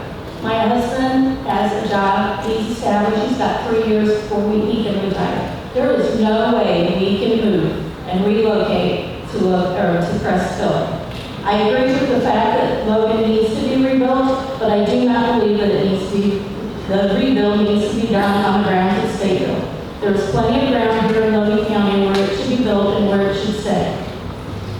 The staff at Logan has persevered through many changes and challenges that we have never given up and have been committed to Logan. In return for our dedication, the governor and DOC have decided to rebuild Logan 142 miles from its current location. We continue to come to work stressed over when we will receive a pink slip stating that Logan is going to close. It could be days after this hearing, it could be months, it could be years. We don't know, but we're expected to come and continue to do our job, stay the course, and keep it going. I feel like we deserve to know when this is going to be and how long it's going to be. This no plan is not an option. You're messing with our lives, our families, our friends. We're all deeply rooted here, and we all work hard at our job and continue to do, even though we're probably going to get a pink slip and we're going to have to move, which is, it's just messing with our futures. There's only one account supervisor at every facility within one facility, and right now, I think I'll have a job if it was to close, but 3 to 5 years, that's not guaranteed. And asking me, my last 2 years of working, to have to drive 142 miles to relocate, that's not an option. I would have to demote. If I demoted, I'd have to go to an account tech too,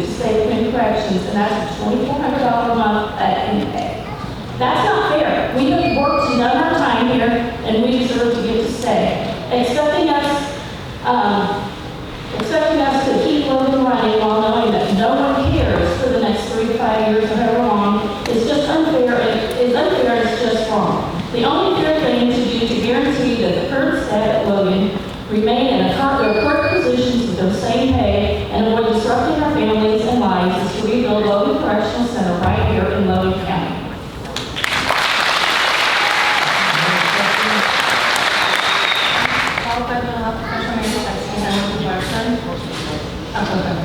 I'm qualified mental health professional Mary Sexton. I work for Wexford Health Services. I am new to IUSD. I've only been out 19 months. I have been in the mental health field for 25 years.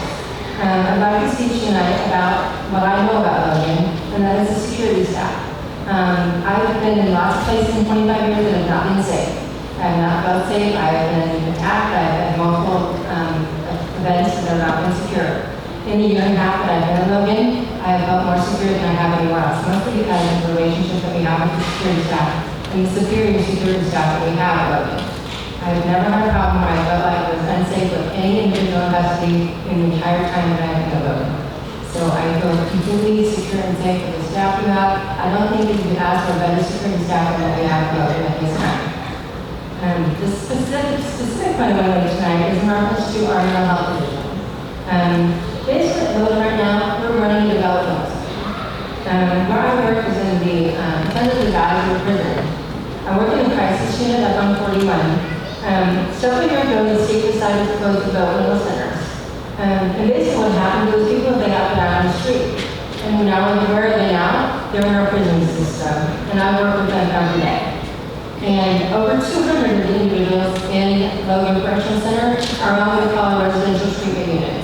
They receive extensive mental health treatment every day from the best mental health team you're ever going to find at Logan Correctional Center.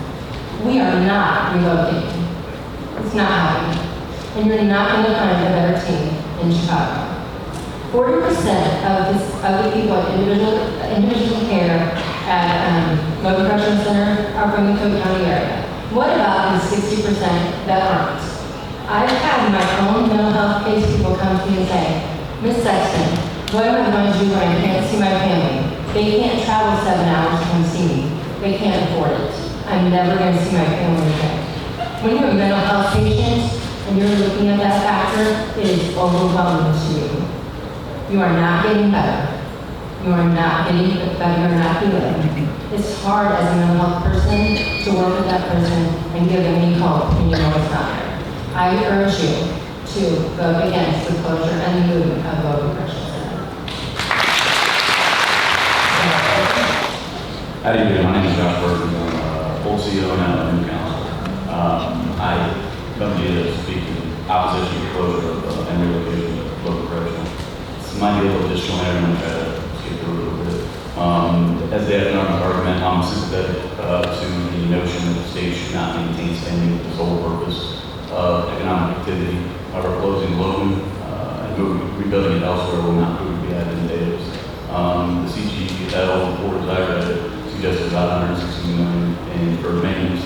Even if we double that number, we're still well under $400 million. And I was with $400 million in Chicago. Seems, I don't know, maybe.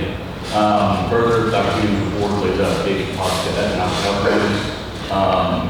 What we can reasonably conclude is, unfortunately, we don't have concrete plans as to what this will look like. So the economic upside over there is unquantifiable, but here we can absolutely say definitively there's just going to be a huge downside. 12,000 jobs versus $320,000. Going to be a huge downside here, a relatively unknown, smaller upside there.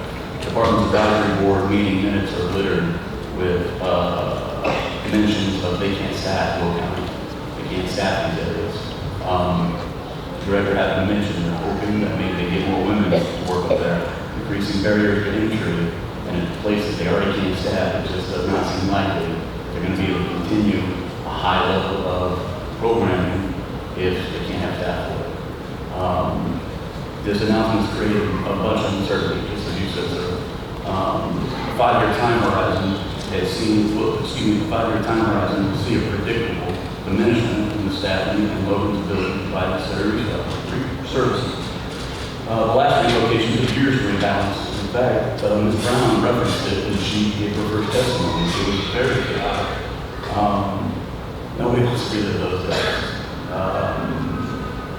Anyway, it took us 5 years. People are going to not apply to Logan. We're going to have trouble staffing it. Relocating up there, training everybody up. This training is not easy. I teach CR2. There's a lot of, anyway.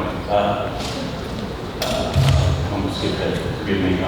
Logan 6, conditions are rough, has been for years. The women do deserve, they absolutely deserve a better facility, as well as staff. I have great concerns that well-meaning people with good intentions are creating policies and procedures and leaving out stakeholders that they disagree with.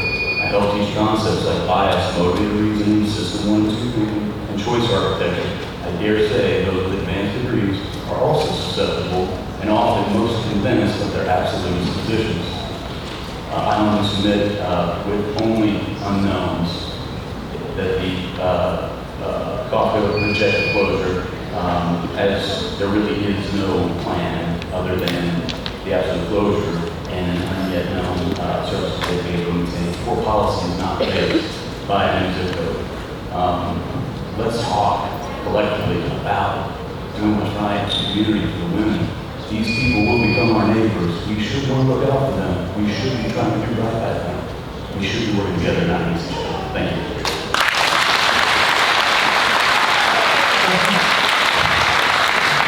Josh, you mentioned something earlier that I will say I don't often get a chance to talk about, and it's race. As a white male, I don't have an opportunity to talk about it. But I do want to say one of the things that was talked about in Stateville was the incredibly diverse workforce that they had. And I think there's a lot more opportunity for that because they have an incredibly diverse community. So as we look at this, we are telling minorities in smaller communities that they don't matter because they're a smaller portion of the population. And that's certainly frustrating.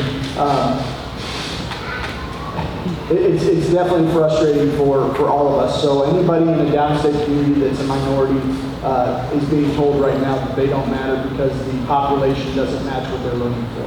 So thank you for bringing that up. Thank you very much.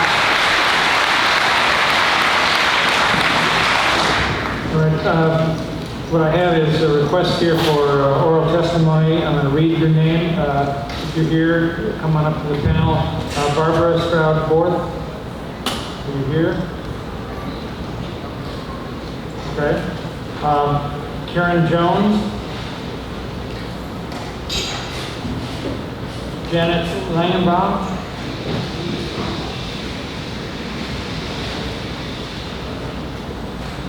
Jennifer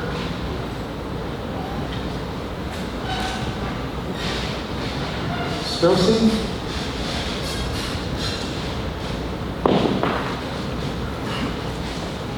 And Shauna Knapp.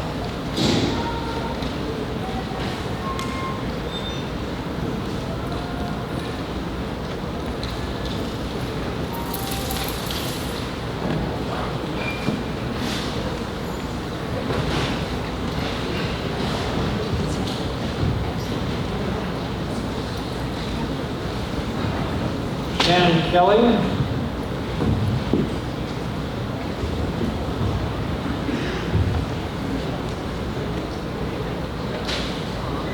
Linda Belly. You're right there. Abigail Ingram. Oh, you've already done? Okay. Dr. Gary Davis.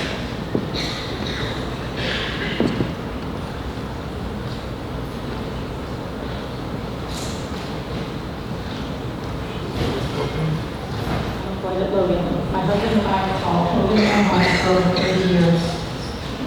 We have been informed that there will be no position within 9-mile radius to employ all of Logan's current employees. To expect someone to drive up to 90 miles one way to keep their job is unrealistic.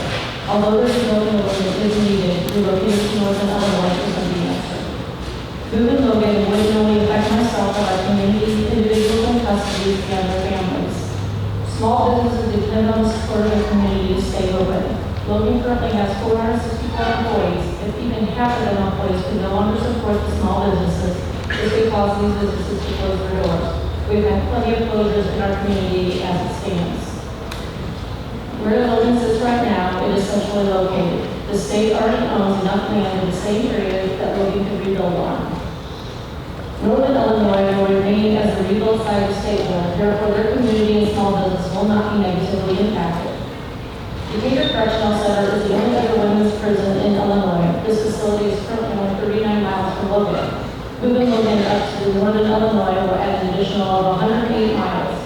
With there only being the two women's facilities, it does not make sense to move them further apart.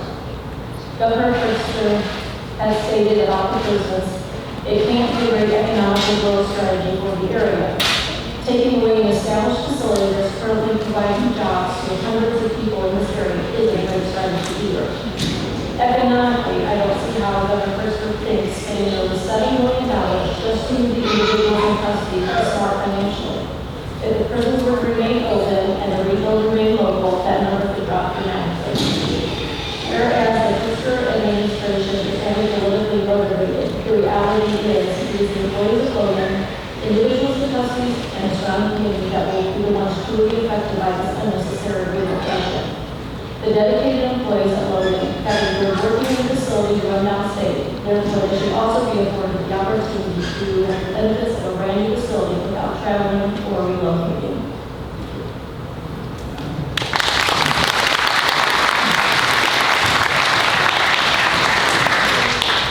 I'm Pastor Barbara Shelburne. I've lived in Logan County 17 and a half years. This is my forever home. I will be buried in Logan County. I do not work at other correctional facilities, but I know that their continuing employment contributes to my quality of life here. I have already seen the closing of 2 colleges, a major grocery store, and a lot of other small businesses in just a short time that I've been here. And if you go back farther in Logan County history, you have more. What happens in Lincoln affects those of us who live in the entire county. And we are early in the planning process. I mean, somebody said, oh, it's all decided already. Well, I don't believe that. I mean, there's a vote tomorrow, but even that can be changed. And I think that we have to keep working to see that change, because the planning process has just really begun. Even the little bit that's in the budget is just the beginning. It's not the whole thing, right? Am I right about that? It's what's in the budget. It's just the beginning, right? Okay. So we have time, I think. So we have to keep, talking to the governor and those on the commission and other people that make decisions to change the plan. Do not move the prison out of Logan County. Rebuild it, fix it, but don't move it. In addition to all the families and of the staff, every business, every school, the police and fire departments, and every church will be negatively affected by moving the correctional facility out of Logan County. So please, do not move it.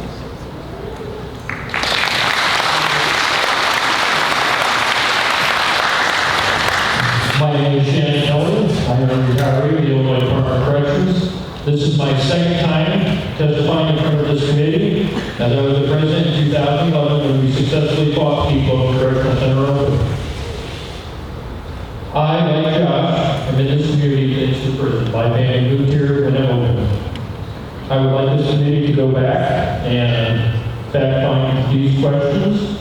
If Joliet can't properly staff 2 facilities, how are we going to staff a 3rd? It was touched on by a member of the commission up there. What is construction cost? Let's compare and contrast that and see where the money is going to be saved. It is going to be saved and be cheaper to build here in Logan County. Another thing, what are the property values? What is the value of the land that the state could sell in the Joliet area compared to the land that's here in Logan County? The governor was correct when he said we shouldn't be relying on public sector jobs. But that doesn't mean you rip 500 jobs out of this community, put it in another community, say you get 500 public sector jobs. That is wrong. Finally, I'll say this. Governor Pritzker, if you move forward with your plan, You will be the assassin that kills Lincoln, Illinois. Thank you for your time.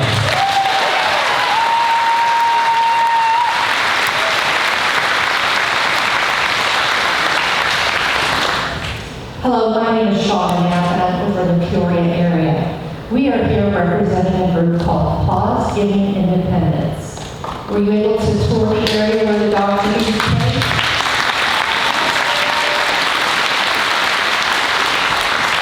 Thank you, everybody. As we were coming in, I just have to say, I heard whispers. It's here. And that feels so good to us as the volunteers. Our entire organization is funded and we are supported by volunteers. There are no paid positions within Pause Giving Independence.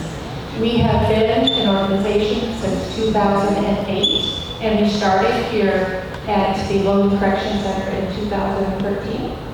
So we are very familiar with the program here. We could not operate without the ladies here. I'm going to give you just a brief description of what PGI and how we are. I am a puppy raiser. That little, well, he's not little. The big dog that's over there, he was my first puppy that I raised. His name is Ace. Many of the people in here know who Ace is. Since then, I've had 4 more puppies. But that's only I have them from 2 months to 10 months. They then go into Logan Correctional Center. That's where the really hard work is done. They do the intermediate and advanced training. The ladies help with us to provide ideas of where the dog's going to be located at. What is he good at? We don't make the dogs do anything they don't want to do. We already knew Ace is going to be a big guy. He wants to work. He wants to help people. He's a physical assist. He's always looking to do things. But there's also dogs who are more social. And so we have Lucy here, who is a wonderfully well-trained dog, but she's very social, and she's also very good at helping with children. So she actually works with St. Jude over in Peoria, and she helps children with their physical therapy. So that's just one opportunity.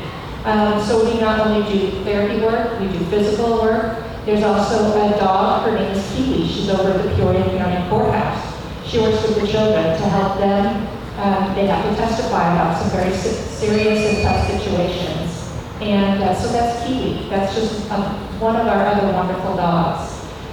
So that's what PGI is here for, but we're also here to help everyone to support the Helping Pause program because it has made a huge difference, not only in the recipients' lives, but also the people who work at Logan, as well as the ladies who train them.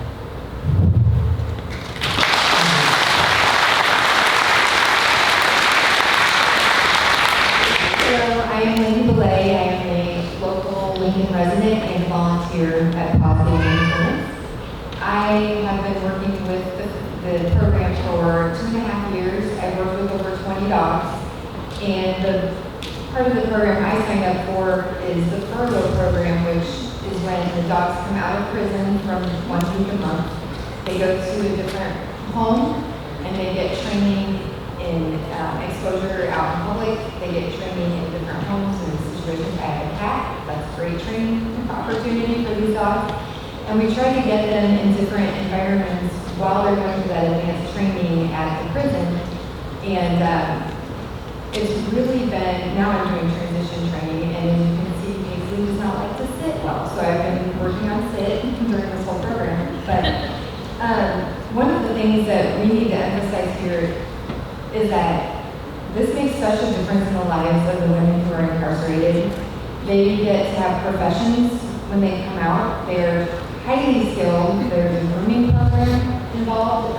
They all can start jobs and businesses. It brings them value and they have a purpose while they're there. They're giving back to the community.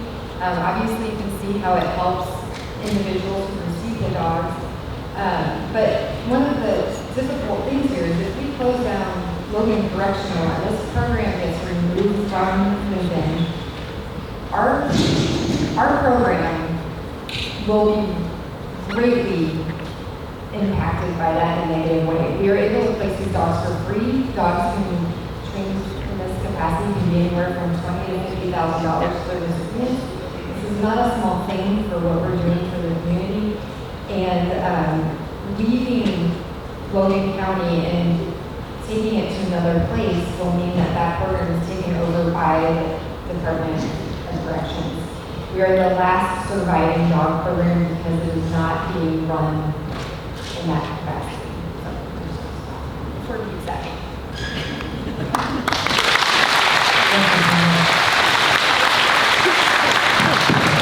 In terms of who's requested oral testimony, I just want to say thank you all for your participation tonight, for being respectful of all the speakers. This is a serious issue, and we appreciate all your input. Thank you.